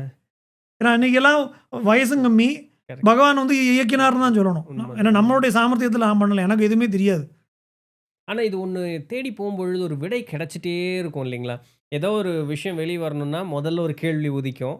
அந்த கேள்வி தேட போம்பொழுது, முன்ன இருந்த இதர கேள்விகளுக்கு விடை கிடைக்கும். இந்த கேள்வி ஓட ஓட ஓட சிலப்போ நம்ம வந்து முடிச்சு க்ளோஸ் பண்ணி வச்ச சப்ஜெக்ட்டுக்கு அங்க ஆன்சர் இருக்கும். ஆன்சர் இருக்கும். கரெக்ட், கரெக்ட், அதெல்லாம் முடிஞ்சாச்சு அவ்வளோதான். இதுக்கு மேல அதுல ஒண்ணும் இல்லன்னு நினைக்கிற சப்ஜெக்ட்டுக்கு வேற எங்கேயோ தேட போம்போது அது கிடைக்கும். கரெக்ட். அது தொடர்ந்துகிட்டே தான் இன்னைய வரைக்கும் தொடர்ந்துகிட்டு தான் இருக்கு. தொடர்ந்துட்டு தான் இருக்கு. அப்ப இப்படி தேடி பல இடங்கள்ல இது மாரி நெறைய விஷயங்கள் நடந்திருக்கு. அதனால அப்படி தொகுத்தத எழுதினேன். எழுதினது தான் மகாசாஸ்தா விஜயமாக வந்தது. நான் அன்னைக்கு புக்கு கோயம்புத்தூர்ல தான் வெளியிட்டோம். ம். வெளியிட்டபோது நான் அப்ப நினைச்சேன், பகவான் ஏதோ நமக்கு ஒரு கடமை குடுத்துருக்காரு. அத ம். நம்ம செவ்வனே முடிச்சுட்டோம். அதனால இன்னொன்னு நம்ம வேலை முடிஞ்சதுன்னு வேல நினைச்சேன். முடிஞ்சது. அன்னையில தான் வேலை ஆரம்பிச்சதுங்கிறது எனக்கு அப்ப தெரியல. அது சரி, அது சரி. ஆனா என்னைக்குமே இந்த தெய்வ சங்கல்பத்துக்குள்ள ஈடுபட்டு இருக்கக்கூடிய ஆட்களினுடைய பணி என்னைக்குமே முடியறதே இல்ல தெரியுங்களா? ம். ஏதாவது ஒண்ணு இந்த இந்த இந்த இது முடிஞ்சுதா? சரி இன்னொரு கதவ தொறந்துடுறேன் வேற வழியில போன்னு. அப்படிதான் என்ன ஆச்சுன்னா, அவங்களுக்கு வந்து அப்பயும் பூதநாத உபாக்கியானம் முழுமையாக கிடைக்கல. அப்ப அத தேடிக்கிட்டே இருந்தோம். சாஸ்தா ம். விஜயம் எழுதி முடிச்சுட்டாலும், பூதநாத உபாக்கியானம் வேணும்ங்கிறது ரொம்ப மிகப்பெரிய தேடலாக தான் இருந்தது. அத பல காலம் தேடிக்கிட்டே இருந்தோம். ம். அப்ப இங்கேயும் அங்கேயுமா பிட்ஸ் அண்ட் பீஸஸா அதோட ஸ்லோகங்கள கேதர் பண்ண முடிஞ்சது. ம். அப்படியுமே அது மொத்தம் 700 ஸ்லோகங்கள் உள்ள ஒரு நூல். ம். அதுல வந்து இன்னைய வரைக்கும் இந்த கோவிட் டைம்ல நெறைய டைம் கிடைச்சது. சும்மா உட்கார்ந்திருக்கிறதுனால நெறைய டைம் கிடைச்சதுனால, பல பேருக்கு லெட்டர் எழுதி, நானே சேர்த்து வச்சிருக்க பல நூல்கள் நான் பிரிச்சே பார்க்கல. ஏன்னா, ஒரு ரிசர்ச்சுக்காக எடுத்துட்டு வரோம், ஜெராக்ஸ் போட்டு தூக்கிட்டு வந்துருவோம். ம். முழுமையா படிக்கக்கூடிய சந்தர்ப்பம் இருக்காது. ம். இது கோவிட் டைம்ல நெறைய நமக்கு ஃப்ரீ டைம் கிடைச்சது. அதனால உட்கார்ந்து அந்த நூல்கள் எல்லாம் எடுத்தபோது, அங்கேயும் எங்க தாத்தாவுடைய கையெழுத்து பிரதிகள், கேரளால நெறைய பூதநாத உபாக்கியானம் நூல பத்தி மலையாளத்தில மொழிபெயர்த்து வெளியிட்டவருடைய கையெழுத்து பிரதிகள், இப்படி பல நூல்கள் கிடைச்சது. எல்லாருடைய கையெழுத்து பிரதிகள், மேனுஸ்கிரிப்ட், பழைய நூல்கள் இது எல்லாத்தையும் எடுத்து ஒப்பிட்டு பார்த்து, மேனுஸ்கிரிப்ட் லைப்ரரியிலேருந்து எடுத்துட்டு வந்தது எல்லாத்தையும் எடுத்து பார்த்தபோது, இந்த 700 ஸ்லோகங்கள்ல 396 ஸ்லோகங்கள கண்டுபிடிச்சுட்டோம். ம். மேற்கொண்டு உள்ள விஷயங்கள் கிடைக்குமாங்கிறது இன்னுமே தேடிக்கிட்டு இருக்கேன். ஆனா, ஓகே. இந்த முக்கியமான பகுதிகள் இதில கவர் ஆயிடுது. ஓகே. மிச்சம் நமக்கு கிடைக்காமல் விட்டிருக்கிற பகுதிகள் எல்லாமே இந்த வர்ணனைகள், அது ம். மாரியான ஒரு விஷயங்கள் தான். அதனால அத தொகுத்து தான் இப்ப நூலா வெளியிட்டுருக்கோம். பூதநாத உபாக்கியானம்ங்கிறது இப்ப 5 மொழியில மொழிபெயர்த்து, தமிழ், தெலுங்கு, கன்னடம், இங்கிலீஷ், மலையாளம். இப்படி 5 ம். மொழியில மொழிபெயர்த்து வெளியிட்டுருக்கோம். பெரும் பணி. ஆமா. ஏதோ ஒரு இறைவன் குடுத்த பணி அவ்வளோதான். இப்போ நான் இது ஒரு ஒரு இது இப்ப உங்க வாயால அத சொல்லணும்னு ஒரு இதுல. இப்போ உங்களுடைய அ தின ஊதியத்திற்கு உங்களுடைய ஆக்சுவல் ப்ரொஃபஷன் அப்படிங்கிறது வந்து என்னது உங்களுக்கு? நாங்க வந்து ஒரு கன்சல்டேஷன் கம்பெனி வச்சிருக்கேன். ஆ ஏன்னா மக்கள் மனசுல இவருக்கு இதுதான்ப்பா வேலை அதனால போயிட்டு இருக்காருன்னு ம். நினைச்சிடக்கூடாதுங்கிறதுக்காக தான் நான் அத கேட்க வந்தேன். இல்ல நான் பை குவாலிஃபிகேஷன் நான் வந்து எம்பிஏ, ஆ. ஐசிடபிள்யூ இன்டர் பண்ணியிருக்கேன். ம். பிளஸ் லா பண்ணியிருக்கேன். லா ஆ. கிராஜுவேட் நானு. ஓகே. தவிர இப்போ கோவிட்ல வந்து தமிழ் எம்ஏ பண்ணேன் என்னோட செல்ஃப் இன்ட்ரெஸ்ட்டுக்காக. ஸோ அது வந்து இது இது இது என்னுடைய உலக வாழ்வுக்காக இது வந்து அதையும் பார்க்கணும் இல்லையா? கரெக்ட், குடும்பம் கரெக்ட். குடும்பம் இருக்கு. நம்ம அதையும் பார்க்கணும். அதுக்காக நம்ம ஒரு ப்ரொஃபஷன் வச்சுக்கணும். நமக்கு ஒரு வருமானத்த வச்சுக்கணும். இது நம்முடைய பேஷனுக்காக. ஏன்னா சமயத்தில இது 2யும் பேலன்ஸ் பண்றது கொஞ்சம் சிரமமாக இருக்கு. இருக்கு, இருக்கு. ஏன்னா ஒரு தடவ என்னோட சின்ன வயசுல இருந்து யோகா மாஸ்டர் ஜலாதரன் நாயர்ன்னு சொல்லிட்டு, அவரு வரும்பொழுது இங்கேருந்து சிற்றூர் வரைக்கும் தாண்டி அவருடைய குரு பார்க்கறக்கு போறேன் அப்படின்னு சொல்லுவாரு. "எப்படி மாஸ்டர் போனீங்க?" அப்படின்னு ஒரு கேள்வி. ஏன்னா வீடு பக்கத்துல குருங்க அவர் சும்மா போயிட்டு வந்துருப்பாரு அப்படின்னு. இல்ல இங்கிருந்து வண்டி எடுத்துட்டு சித்தூர். சிற்றூர் போயிட்டு அவர் அதான் நெறைய சொன்னாரு. அது பழைய டிவிஎஸ் 50 போக போக ஆஃப் ஆயிரும் வேற. அப்புறம் அது கூல் ஆகுற வரைக்கும் வெயிட் ம். பண்ணணும். ஸோ இவ்வளோ தூரம் ட்ராவல் பண்ணி திருப்பி அங்கேருந்து வரணும்னு. நான் ஏன் இது ஒரு ஒரு பெரியவங்க இங்கே வரும்பொழுது கேட்குறதுன்னா, அவங்க வெளியே கொடுக்கக்கூடிய அந்த ஒரு வேலை சாமானியப்பட்டதாக இல்ல. சும்மா எல்லா வசதி வாய்ப்புகள் இருந்ததுப்பா, இங்கேருந்து எடுத்து இது பண்ணுங்கிறது கிடையாதுங்கிறத மக்கள் மத்தியில பதிவிக்கணுங்கிறதுக்காக தான் அத கேட்டேன். பரவால்ல. ஆம், இப்படி இருக்கக்கூடிய நேரத்தில இப்போ இங்க ஒரு விஷயம் தெரிஞ்சது. சாஸ்தா அவருக்கு வந்து 2 மனைவியர்கள் அப்படின்னு சொல்லி. இப்ப நம்மளுடைய வழக்கத்துல வந்து ஆண் தெய்வங்கள வழிபடுறதுக்கு ஒரு சிறப்புங்கும் பொழுது, அதுபோலவே பெண் தெய்வங்கள வழிபடுறதுக்கு ஒரு சிறப்பு அப்படிங்கிறதையும் குடுத்துருப்பாங்க. ஸோ அவங்களுடைய மனைவியர்களுடைய அந்த வழிபாடு, அவங்க ஏதாவது ஒரு ஆதி தெய்வத்தினுடைய உருவமாக இருந்திருக்கலாம். இல்ல எனக்கு தெரியல. நான் ஒரு கொஸ்டினா கேட்கிறேன்.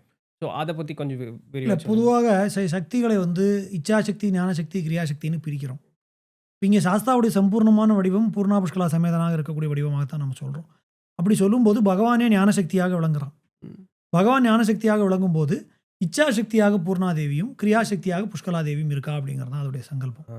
அதாவது இது அப்பதான் இவர்கள் ஒருத்தி வந்து 2 பேருமே சத்தியபூர்ண மகரிஷிங்கிற மகரிஷியுடைய கண்ணிலிருந்து உற்பத்தி ஆனவர்கள். ம். அவருடைய ஆனந்த கண்ணீர் அவர் பகவான தியானம் பண்ணி, அவருடைய ஆனந்த கண்ணீர் வருது. அந்த கண்ணீர் துணிகளிலிருந்து உற்பத்தி ஆனவர்கள்னு புராணம் சொல்கிறது. ம். அவர்கள் சிவபெருமானி உடைய விசேஷமான தன்மையை சொல்லக்கூடிய ஸ்கந்த புராணத்தில 8 விரதங்கள் சொல்லப்படுது சிவபெருமானுக்கு. அதில் கல்யாண விரதம்னு சொல்லக்கூடிய விரதத்தை இவர்கள் அனுஷ்டித்து, அதன் பயனாக சாஸ்தாவை கணவனாக அடைந்தார்கள்னு ஸ்கந்த புராணம் சொல்றது. ம். இந்த ம். சரித்திரம் அதில தான் இருக்கு. அப்ப அந்த விரதத்துடைய பயனாக ம். அவர்கள் இன்னொரு பிறவி எடுத்து, ஒரு பூர்ணாதேவி வஞ்சி தேசம்னு சொல்லக்கூடிய தேசத்துடைய ராஜகுமாரியாகவும், புஷ்கலாதேவி நேபாள தேசத்து ராஜகுமாரியாகவும் பிறந்து பகவானை அடைந்தார்கள் அப்படின்னு சொல்லி புராண சரித்திரம். அப்ப இது அப்பதான் பிறந்து அடைந்தார்கள்னு இல்ல. கிடையாது. பகவான்கிட்ட இந்த சக்தியாகவே இச்சாசக்தியும், கிரியாசக்தியும் இருக்கு. இருக்கு. அந்த முனிவர் இடத்துல அந்த சக்தியை மகள்களாக தோன்றச் செய்தார் அப்படின்னு தான் நம்ம அத புரிஞ்சுக்கணும். ம். அதனால இந்த 2 பேர் தெய்வத்துடைய பூர்ணா புஷ்கலாவுடைய வழிபாடு அப்படிங்கிறது இச்சாசக்தியாகவும், கிரியாசக்தியாகவும். இச்சை அப்படிங்கிறது ஆசை, கிரியைங்கிறது செயல். செயல். நம்முடைய மனித வாழ்க்கையே அந்த ஆசைக்கும் செயலுக்கும் நடுவுல தானே இருக்கு. ஆ. ஸோ அப்ப இது 2யும் யார் ஒருவன் கைக்கொள்கிறானோ, நடுவுல இருக்கக்கூடிய இறைவனிடம் அவன் போய் சென்று அவன் சேர்கிறான். ஞானவானா ஆயிடுறான். அவ்வளவுதான். என்னது கோரக்கநாதரனுடைய ம், சந்திர ரேகை தான் நினைக்கிறேன். அதுல வந்து அவர் சொல்றாரு. ஏன் தெய்வங்களுக்கு 2 மனைவியர்கள்னு புராணம் காட்டியிருக்கு அப்படின்னு சொல்லும்போது இதே வார்த்தைய தான் சொல்றாரு. உன்னுடைய 2 கலைகளையும் யார் ஒருவன் கைக்கொள்ளுகிறானோ, அதை இச்சை கிரியைன்னு பண்ணுவான். அது அது அவனுக்கு ஞானமாக வாய்க்கப்பெறும். வாய்க்கப்படும். இதனுடைய தாத்பரியம் தானே தவிர, நீ 2 பேத்துக்கு என்ன எல்லாரும் 2 பொண்ணு அடிக்கிறாங்கன்னு பிசிக்கலா நம்ம நினைக்கக்கூடாது. அது பண்ணக்கூடாது. நம்ம தான் நான் எப்பயுமே சொல்லுவேன். நம்ம வந்து மாசம் மாசம் கல்யாணம் கட்டணும்னா உப்பு, புளி, மிளகா வாங்கணும். கரண்ட் பில் கட்டணும். ஸ்கூல் ஃபீஸ் கட்டணும். பகவானுக்கு அதெல்லாம் அவசியம் இல்லையே. அவசியம் இல்ல. ஸோ தத்துவார்த்தமான வடிவம். அத நம்ம அப்படித்தான் புரிஞ்சுக்கணும். Correct, correct. இப்ப தெய்வங்கள வந்து இப்ப பர்ட்டிகுலரா இப்போ ஐயப்பனுக்குன்னு இது பண்ணும்பொழுது, இன்னைக்கு நிறைய ரிச்சுவலிஸ்டிக்கா நிறைய விஷயங்கள் அப்படிங்கிறது நடக்க ஆரம்பிக்குது. ம். உண்மையாலுமே வந்து இறைவன வழிபடுறதுக்கு, ஐயப்பன வழிபடுறதுக்கு இவ்ளோ ரிச்சுவல்ஸ் நான் ஃபாலோ பண்ணியே ஆகணும். இல்ல இத்தன மந்திரங்கள் நான் சொல்லணும். இது போல கட்டுப்பாடுகள் அப்படிங்கிறது வந்து உண்மையாலுமே தேவைப்படுதா? ஆ அத நான் பண்ணி தான் ஆகணுங்கக்கூடிய ஒரு நெசசிட்டிக்குள்ள என்னை நான் கொண்டு வந்து நிறுத்திக்கணுமா? அப்படிங்கிற ஒரு இது. இல்ல இந்த கட்டுப்பாடுகள் டு சர்டன் லிமிட் வேணும்னு தான் நான் சொல்லுவேன். ஏன்னா, எப்படி வேணா பண்ணலாம்னு சொன்னா நம்ம ரொம்ப ஃப்ரீ ஆயிடுவோம். Correct, correct. நமக்கு கொஞ்சம் லிபர்ட்டி குடுத்தா அடுத்த லைன நம்மளே போட்டுக்குவோம். போட்டு. அதனால ஓரளவுக்கு இந்த கட்டுப்பாடுகள் வைக்கும்போது தான் மனசு கொஞ்சமாவது அந்த கண்ட்ரோலுக்குள்ள வரதுக்கு முயற்சி பண்ணுது. இறைவன் இதுக்கெல்லாம் அப்பாற்பட்டவர்ங்கிறது வேற பிரச்சனை. நம்ம அப்பாற்பட்டவர்கள் இல்லையே. நம்ம வந்து காலதேச வர்த்தமானங்களுக்கு உட்பட்டு தான் நம்ம வாழறோம். ம். அதனால நம்மள நாமளே ரெஜுவினேட் பண்ணிக்கிறதுக்கு இத்தனை விஷயங்களும் வேண்டியிருக்கு. ம். அதனால தான் இந்த எல்லா விஷயமுமே ஐயப்ப வழிபாடுங்கிறது மட்டும் இல்லாமல், எல்லா வழிபாட்டிலுமே நீ சிவதீட்சையே வாங்கினாலும், முதல்ல அதுக்கு ஒரு டெய்லி ரிச்சுவல் குடுக்குறாங்க இல்லையா? டெய்லி நீங்க சிவ பூஜை பண்ணணும். ம். இத்தனை ஜெபம் பண்ணணும். ம். ஏன்னா, அந்த டிசிப்ளின் வரும்போது தான் அடுத்த லெவலுக்கு நம்ம போக முடியும். மனசு அங்க ஒடுங்கணும். ஒடுங்கணும். அது நடக்க மாட்டேங்குது. ம். அப்ப அதுக்கு இப்போ இந்த ஒரு ரிச்சுவலிஸ்டிக் பிராக்டிஸ் நமக்கு வேண்டியிருக்கு. அதனால அதுக்கு தான் இவ்வளவையும் பண்ணி இப்ப வெறும் ரிச்சுவல் தானே அப்படின்னு நம்ம ஒதுக்கிற முடியாது. முடியாது. பல பேர் இப்ப என்ன நினைக்கிறாங்க அப்படின்னா, இதெல்லாம் வந்து விக்கிரக வழிபாடு, விக்கிரக ஆராதனைலாம் ஏதோ ரொம்ப கம்மி அப்படின்னும், அதுக்கு இதெல்லாம் தாண்டினது தான் தெய்வ வழிபாடு அப்படின்னும், நம்ம விக்கிரக ஆராதனை பண்றவர்கள் எல்லாம் ஏதோ மட்டமானவர்கள் மாதிரியும், ம். அப்படிங்கிற பாணியில நிறைய பேர் நினைச்சிட்டு இருக்காங்க. அப்படி கிடையாது. கிடையாது. இதுவும் அதுவும் ஒன்றுதான் அப்படி ரமணர் பகவான்ட்ட வந்து ஒருத்தர் கேட்கிறார். ம். ராமகிருஷ்ண பரமஹம்சருடைய சரித்திரத்துல வந்து ஒரு தவழற பாலராமர், ராம்லல்லா விக்கிரகம் வந்து அவர்ட்ட மடியில தவழ்ந்துதாமே. ம். இதெல்லாம் எப்படி நடக்கும்? ம். அப்படின்னு ரமண பகவான்ட்ட வந்து கேட்கிறாரு அவர். ஏன் நடக்காதுங்கிறார் அவர் திருப்பி. ம். இல்ல என்ன இருந்தாலும் அது உலோக வஸ்து தானே. அது ஜடம் தானே. அது எப்படி மடியில தவழ்ந்து வரும்னார். இப்ப நீ மட்டும் ஜடம் தானே அப்படிங்கிறாரு அவர் திரும்ப. இல்ல நான் எனக்கு உயிர் இருக்கேன்னார். உனக்குள்ள இருக்கிற உயிர நீ உணரல. அது ம். வரைக்கும் நீயும் ஜடம் தான். ம். அந்த ஆன்ம தத்துவத்தை உணர்ந்தபோது, அது வேற இது வேறங்கிறது ஆகுது. அது வரைக்கும் நீ ஜடமா தானே இருக்க. நீ ம். ஜடம்னா அதுவும் ஜடம். உனக்கு சேதனம் இருக்குன்னா அதுக்கும் சேதனம் இருக்கு. சைதன்யம் அப்படிங்கிறது அது நீ நினைக்கிற மாதிரியான விஷயங்கள் இல்ல. நீ இருக்கிற வரைக்கும் பகவான் இருக்கார். கரெக்ட். கரெக்ட். எதுவுமே இல்லாம போகிற நிலைங்கிறது வேற. அப்ப அது ம். வரைக்கும் இது எல்லாமே சாத்தியம் தான்னு ரமண பகவான் சொன்னதா ஒரு ஒரு அனெக்டோட் சொல்றது உண்டு. ம். அப்போ அந்த மாதிரி ஏதோ விக்கிரகமூர்த்திகள் எல்லாம் ஏதோ பொம்மை விளையாட்டுங்கிற மாதிரியான ஒரு மனப்பாங்கு நான் முதல்ல சொன்ன மாதிரி ஏதோ சில புஸ்தகங்கள படிச்சு நமக்கு இல்லாத ஞானம் வந்துட்டு தான் நம்மளே நினைச்சுக்கிறோம். இட்லி தான் உண்மைங்கிற மாரி ஆமா. ஆயிடுது. ஆயிடுது. அதனால அது மாரி நினைக்கக்கூடாது. இது வந்து நமக்கு வந்து நம்மளை வழிநிறுத்தி கொண்டு போறதுக்கும் பல கோவில்கள நம்ம பார்க்குறோமே. அந்த அர்ச்சாவதார மூர்த்தியும் நமக்கு அனுகிரகம் பண்ண தானே செய்றாரு. கண்டிப்பா. கண்டிப்பா. அதனால அந்த நம்ம ரொம்ப சிம்பிளா சொல்லணும்னா, நம்ம கல்ல கண்டா நாய காணோம், நாய கண்டா கல்ல காணோம்னு சொல்றோமே அதுதான். நாயா நெனச்சு பார்த்தா நாய், கல்லுன்னு நெனச்சா கல்லு. ஆமா. அதுபோல தெய்வம்னு நினைக்கிறவனுக்கு அது தெய்வம். தெய்வம் மனசுல இருக்கு. அந்த தெய்வம் நம்ம உணரக்கூடிய தன்மை நமக்கு இல்லால. ம். நம்முடைய கோளாறு தான் அது. ம். அதனால நமக்கு ஒரு வழிபடு பொருள் வேண்டும். ம். இல்ல இதே மாரி நீங்க சின்ஸ் ரமணர வந்து முன்னாடி சொல்லும்பொழுது 2 அரபு தேசத்துக்காரர்கள் வரும்பொழுது, ஏன் தெய்வத்திற்கு வந்து உருவ வழிபாடு வேணும்? தெய்வம் உருவமற்றது தானேன்னு சொல்லும்பொழுது, உருவமற்ற தெய்வம் உன்னையும் என்னையும் படைச்சதுன்னு சொன்னா, அந்த தெய்வ அம்சம் தானே நாம. அப்ப தெய்வத்துக்கு உருவம் இருக்கிறதும் என்ன அதனால என்ன தப்பு? உருவம் இல்ல இல்லாத தெய்வம் இல்ல எல்லாமாவும் இருக்கிற தெய்வம் உருவத்துக்குள்ளேயே உருவத்துக்குள்ளேயே இருக்குன்னு ஏன் இருக்கு. பார்க்க ஆமா. மாட்டேங்கிறோம்? அப்படிங்கிற ஒரு கேள்வி கேட்கும்பொழுது, அவர்கள் வந்து கொஞ்சம் முதிர்ந்தவர்கள்னால அத ஒப்புக்கொண்டாங்க. ஒப்புக்கொண்டார். இதுக்கு டிபேட்டுக்கு இறங்கல. ஸோ அதுபோல இல்ல அதுதான். அதாவது உண்மையாகவே ஞானத்த அடையணும்னு கேட்கறவங்க ஒத்துப்பாங்க. அ விதண்டாவாதம் பண்ணணும்னு கேட்கறவன் ஒத்துக்க மாட்டான். ஒத்துக்க மாட்டாங்க. இந்த ஓஷோ அவருடைய இதில சொல்றாரு. நீ உருவ வழிபாட்ட வந்து ஒரு காலத்திலும் மனிதன் வந்து புறந்தள்ளக்கூடாது. காரணம் என்னன்னா, உருவை தாண்டி இருக்கக்கூடிய அருவத்த பத்தி உனக்கு இன்னும் தெரியாது. அந்த உருவத்த தாண்டி இருக்கக்கூடிய அருவம் செல்லுவதற்கு இந்த உருவம் தான் உனக்கு உபயோகப்படுத்துது. நீ அது பார்த்துட்டே இருப்ப. ஒரு கட்டத்தில அந்த உருவம் மறைஞ்சு இப்படியே போயிருவ. நீ அருவத்துக்குள்ள போவ. அதுக்கு முதல்ல உனக்கு பிசிக்கலா இல்ல அதுக்கப்புறம் நம்ம திரும்பி வரமாட்டோம். விண்டவர் கண்டிலர்ன்னு அதான் சொல்றது. நம்ம அந்த அனுபவத்துக்குள்ள நம்ம ஆழ்ந்துட்டோம்னா, திருப்பி வந்து சொல்றதுக்கு நம்ம கிடையாது. நான் அப்படிங்கிறது இல்லாம போயிடுமே. Correct, correct. சபரிமலை தத்துவம் அதுதானே. தத்துவமசிங்கிறவர் அதான் சொல்றாரு. நீ இப்ப எல்லாரையும் நம்ம இப்ப மாலை போட்ட எல்லாரையும் சாமி சாமின்னு கூப்பிடுறோம். ம். எல்லாரையும் ஐயப்பனா பார்க்க சொல்றோம். இது என்ன ஆயிடுது அப்படின்னா, ஆன் கான்ட்ரரி தான் இப்ப நடக்குது. மாலை போட்ட நம்ம தான் எல்லாரையும் ஐயப்பனா பார்க்கணும். ம். இப்ப என்ன ஆயிடுதுன்னா, இப்ப பல பேர் மாலை போடுறதே அடுத்தவன் நம்மள சாமின்னு கூப்பிடுறதுக்காக. உண்மதான் இல்லைங்களா? அது ஒரு மெடல் குத்துன மாரி ஆயிப்போச்சு. கரெக்ட். ஏன்னா நான் இது ஒரு தடவ எனக்கு நடந்திருக்கு. எனக்கு இப்ப நீங்க சொல்லி தான் ஞாபகம் வருது. பழனிக்கு மாலை போட்டு போம்பொழுது, ஒரு டீ கடையில போய் உட்காரும்பொழுது அவரு, "சாமி இந்தாங்க" அப்படின்னாரு. எனக்கு அன்னைக்கு நல்லா இருந்தது உண்மையாலுமே. எனக்கு இப்போ இப்போ உரைக்குது. இது நடந்து 3, 4 வருஷம் இருக்கும். நான் சாமிக்கு மாலை போட்டு, சாமியினுடைய சிந்தனை என்கிட்ட இருக்கும்பொழுது, அவரு என்னைய சாமின்னு கூப்பிட்டு எனக்கு அது ஒரு ஃபீல் குட் குடுக்குது. ஆமா. விச் இஸ் வெரி ராங் இல்லைங்களா? என்னுடைய பர்ப்பஸே அந்த இடத்துல கெட்டு சரி நம்ம போச்சு. மாலை போட்டிருக்கிற தத்துவம் என்னன்னா, எல்லாரையும் சாமின்னு கூப்பிடுறது சும்மா கூப்பிடுறது இல்ல. நம்ம அத்தனை பேரையும் ஐயப்பனாக உணரணுங்கிறதுக்காக கூப்பிடுறோம். அவன் நம்மள மதிக்கிறான், மதிக்கலங்கிறது வேற விஷயம். நான் சிம்பிளா சொல்லுவேன். நம்ம மாலை போட்டிருக்கோம். நம்ம ஏதோ ஒரு வொர்க் நிமித்தமாக ஃப்ளைட் ஏற போறோம். அங்க ஏர்போர்ட்ல எவனோ ஒரு வடகத்திக்காரன் இருக்கான், இல்ல ஒரு வெளிநாட்டுக்காரன் இருக்கான். Security officer. அவனுக்கு சபரிமலையும் தெரியாது, மாலையும் தெரியாது, விரதமும் தெரியாது. அவன் நம்மள என்ன பார்க்குறான்? இருக்கிற 1000 பேசஞ்சர்ல இவரும் ஒருத்தர். அது அவனோட தப்பு இல்ல. ம். ஆனா நமக்கு தெரியும்ல. ம். நம்ம மாலை போட்டிருக்கோம்ல. நமக்கு சபரிமலை தெரியும், ஐயப்பன் தெரியும், விரதம் தெரியும். நீ எல்லாரும் அவனையும் ஐயப்பனா பார்க்கலாம்ல. கண்டிப்பா. உன்னை யாரும் தடுக்க முடியாதே. கண்டிப்பா. அப்ப மாற்றம் நம்மகிட்ட ஆரம்பிக்கணும். ம். ஸோ இது வெறும் வாய் வார்த்தையாக ரமேஷ் சாமி, கிருஷ்ணா சாமி, சுரேஷ் சாமின்னு கூப்பிடுறதுல இல்ல விஷயம். அதை உணர ட்ரை பண்ணணும். ம். பகவான் எல்லாருக்குள்ளயும் இருக்கான். எல்லா தத்துவமாகவும் அவன் தான் இருக்கான். பட் இது ரொம்ப கஷ்டம் இல்லைங்களா? ஏன்னா அது ஒரு மலையில வந்துராது. ஒரு சபரிமலை யாத்திரையில இது வரும். அதனால தான் ஒரு குறைஞ்சபட்சம் ஒரு 18 மலை போனவர்கள் தான் குருசாமின்னு சொன்னதுக்கு காரணம், 18 மலை கடந்தா தான் என்னதுன்னு கொஞ்சமாவது புரிய ஆரம்பிக்கும். கரெக்ட். அப்பதான் நம்ம முதல் படி எடுத்து வைக்கிறோம். ஆ. ஏன்னா, என்னிடம் இருக்கக்கூடிய அழுக்க நான் நீக்கணும்னு நினைக்கும் பொழுது, அது பூதாகரமாகி அந்த அழுக்கு எல்லார் ரூபத்திலயும் கண்ணுக்கு தெரிய ஆரம்பிக்கும்போது, அப்போ முதல்ல இருந்தத விட இப்ப எனக்கு இப்ப தான்டா அதிகமா பைத்தியம் பிடிச்ச மாரி இருக்குங்கிற நெறைய பேர் இப்படி சொன்னது உண்டு. ஆமா. நான் சும்மா இருந்தேன். ஏதாவது படத்துக்கு ட்ரிப்புன்னு போயிட்டு, சாமின்னு கூப்பிட்டா நல்லா இருக்குன்னு வந்தேன். இப்ப தான் என் வாழ்க்கை அதிகமாவே கஷ்டமா இருக்குன்னு சொன்ன ஆட்கள் நெறைய பேர் உண்டு. பொறுமையா இரு, சரியாகும். நீ அதனுடைய பிராக்டிஸ்ல இரு. அப்படி வேற ஒண்ணும் சொல்றதுக்கு இல்ல ஆமா. இல்லைங்களா? இதுதான் இந்த தத்துவத்தை நம்ம கொஞ்சம் உணர முயற்சி பண்ணணும். ஏன் சும்மா சாமின்னு கூப்பிடுறோம்? இது வந்து இப்போ என்னைக்குமே மதிக்காத பொண்டாட்டி கால்ல விழுகிறா ம். அப்படின்னு சொல்றதுக்காக மாலை போடுறவர்கள்லாம் உண்டு. ம். அதுக்காக நம்ம மாலை போடக்கூடாது. இந்த தத்துவத்தை உணர்வதற்காக தான் சபரிமலை யாத்திரை. சரிதான், சரிதான். ஓ! எங்க சுத்துனாலும் நம்மளுடைய கலாச்சாரம் கடைசியில வந்து அந்த மன ஒடுக்கம், மன கட்டுப்பாடு, அந்த நீங்க எந்த சித்தாந்தத்த வேணா எடுத்துங்க. எல்லாமே இதுல தான் வந்து நிக்கும். நீங்க துவைதம், அத்வைதம், விசிஷ்டாத்வைதம் எதுல எடுத்தாலும், இறுதியில வந்து சேரக்கூடிய இடம் வந்து ஒண்ணா தானே இருக்க முடியும். கரெக்ட்.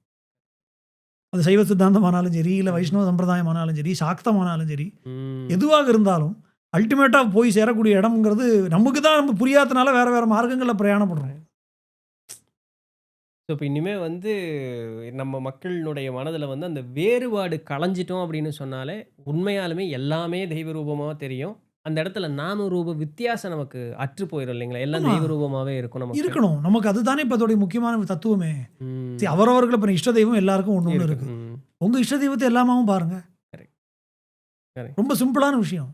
கிருஷ்ணர் எல்லார் வீட்லயும் இருந்த மாதிரியா இல்லைங்களா? ஆமா. நாரதர் போய் ஓ! பார்க்கும்போது. நம்ம இப்போ எனக்கு வந்து இப்போ ஐயப்பன பிடிக்கும். நானா சிவன் கோவிலுக்கு போனாலும் ஐயப்பனா பார்க்குறேன். கரெக்ட், முருகன் கோவிலுக்கு போனாலும் ஐயப்பனா நான் பார்த்துட்டு போறேன். என்ன யாரும் தடுக்க முடியாது இல்லையா? Correct, correct. என்னுடைய நான் போய் இம்போஸ் பண்ணும்போது தான் பிரச்சனை வருது. ம்.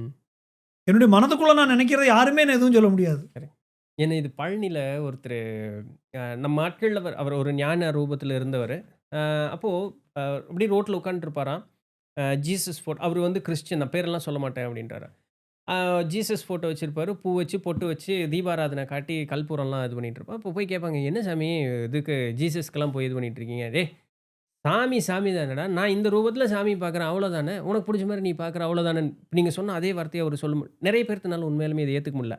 அவர வந்து அது கேலியா தான் பார்த்தாங்க. ஆனா அவருடைய மனோநிலை, இந்த ரூபத்தில நான் தெய்வத்த எல்லா இடத்துலயும் பார்க்குறேன். ரூபம் எப்படி இருந்தா எனக்கு என்ன வந்தது? நான் தெய்வத்த தானே பார்க்குறேன் அப்படின்ட்டாரு அவரு. ஸோ அவரு வந்து அதற்குண்டான பூஜை முறைகள் எல்லாம் பண்ணி, அவரு வந்து அப்படியே அந்த அதுதான். இது அவரளவுல அது கரெக்ட். கரெக்ட். அத நம்ம வந்து பொதுமைப்படுத்த போகும்போது தான் பிரச்சனைகள் வர ஆரம்பிக்குது. என்னோட சித்தாந்தம் தான் சரி. ஆ அதோட அடுத்த ஸ்டேட்மெண்ட் உன்னுடைய தவறுன்னு சொல்லும்போது கான்ஃப்ளிக்ட் வர ஆரம்பிக்குது. கரெக்ட். ஸோ ஸோ அதுதான் இங்க இருக்கக்கூடிய ஸோ நம்மளுக்கான அந்த பாதை என்னங்கிறத நம்ம தீர்மானிக்கிறதுக்கு தான் நமக்கு குரு வேணுங்கிறது. குரு இல்லாதனால சில நேரங்கள்ல இந்த கன்ஃப்யூஷன்ஸ் வருது. ம். இன்னும் ஒரு ஒரு ஒரு சித்த மருத்துவர் ஒரு தடவ சொன்னாரு. "திருமந்திரம் படிச்சிருக்கியா?" அப்படின்னாரு. "இல்லைங்கய்யா" அப்படின்னேன். "நான் 30 தாட்டி படிச்சிருக்கேன். 31வது தாட்டி படிக்கும்போது எனக்கு அர்த்தம் வேற மாதிரி தெரியும். ஆமா. ஏன்னா, மூலர் என்ன எண்ணத்தில எழுதினாருன்னு எனக்கு தெரியாது. நான் மூலர் ஆனா தான் எனக்கு தெரியும். முடியும். அதுவரைக்கும் நான் படிக்கணும் திருப்ப, திருப்ப, திருப்ப" அப்படின்ட்டு. கண்டிப்பா. இது எல்லா நூலுமே அப்படித்தான். ஆ. அதாவது அந்த பொதுவாக இருக்கக்கூடிய பொருள். ம். நார்மலான அர்த்தம். அதுக்கப்புறம் இருக்கக்கூடிய ரகசிய அர்த்தம். ரகசிய அர்த்தம் குரு நமக்கு சொல்லிக் குடுக்கிறதுனால வரும். ஆ. அதுக்கப்புறம் கூடார்த்தம்னு ஒண்ணு இருக்கு. அது நம்மளுக்குள்ளேயே என்னைக்காவது ஒரு நாள் உதிக்கும். இப்ப இது வந்து நம்ம சாஸ்தாவனுடைய இந்த இது சரணம் சொல்ற மாரி சொல்லிட்டே இருக்கோம். அதனுடைய உள்ளர்த்தம் வந்து ஓகே மனம் என்னைக்காவது ஒரு நாள் நமக்கு அது இன்னைக்கு வரும், நாளைக்கு வரும், முதல் வருஷமே வரும், 5வது வருஷமே வரும், 50வது வருஷம் வரும் நமக்கு தெரியாது. எப்ப வரும்னு தெரியாது. ம். அது வருவதற்கான முயற்சியில நம்ம இறங்கியிருக்கோம். Correct, correct. ஏன்னா வழக்கமா நான் சொல்றது உண்டு. நீ ஒரு ஒரு ஒரு பழக்கம்னு ஒண்ணு குடுத்தாங்க. விளக்கம் தெரியலன்னா பரவால்ல. பழக்கத்த பின்பற்றிட்டே இருக்கிறதுனால ஒரு தப்பும் தவறு கிடையாது. வந்துற போறதில்ல. அதனுடைய நோக்கம் தெரியும் பொழுது நம்ம இதுக்கு தானான்னு இருப்போம். நோக்கம் தெரியும் பொழுது, அடடா! இவ்வளோ நாள் பின்பற்றாம விட்டுட்டேனேன்னு நெனைக்கிறது தான் தப்பு. பின்பற்றிட்டு விடையும் தேடிட்டே இருப்போம். விடை கிடைக்கும்பொழுது பூரணத்துவம் அப்படிங்கிறது வரும்னு கண்டிப்பா. நான் சொல்றது உண்டு. இப்ப எனக்கு இன்னைக்கு ஒரு ஏன் வந்து அந்த சாஸ்தாவனுடைய அந்த சரணம் சொல்லும்பொழுது அடிவயிற்றிலிருந்து இது மக்கள் நோட் பண்ண வேண்டிய ஒரு விஷயம். சும்மா வாய் வார்த்தையா சொல்லாம. சொல்லாமல். ம். இன்னைக்கு அதுவும் ஒரு பிராக்டிஸ் ஆயிடுது. நெறைய பேருக்கு ஒரு என்ன சொல்றது? ஒரு ஷைனஸ்ன்னு சொல்றதா? உண்மை. ஒரு வெட்கம். நாங்கலாம் வந்து அ பெரிய பாதையில போவோம், நடந்து போவோம். ஒரு குரூப்ல இப்போ முன்னாடி நம்ம எல்லாரும் ஒரே பேஸ்ல நடக்க மாட்டோம் இல்லையா? கொஞ்சம் முன்னாடியுமா போவோம்.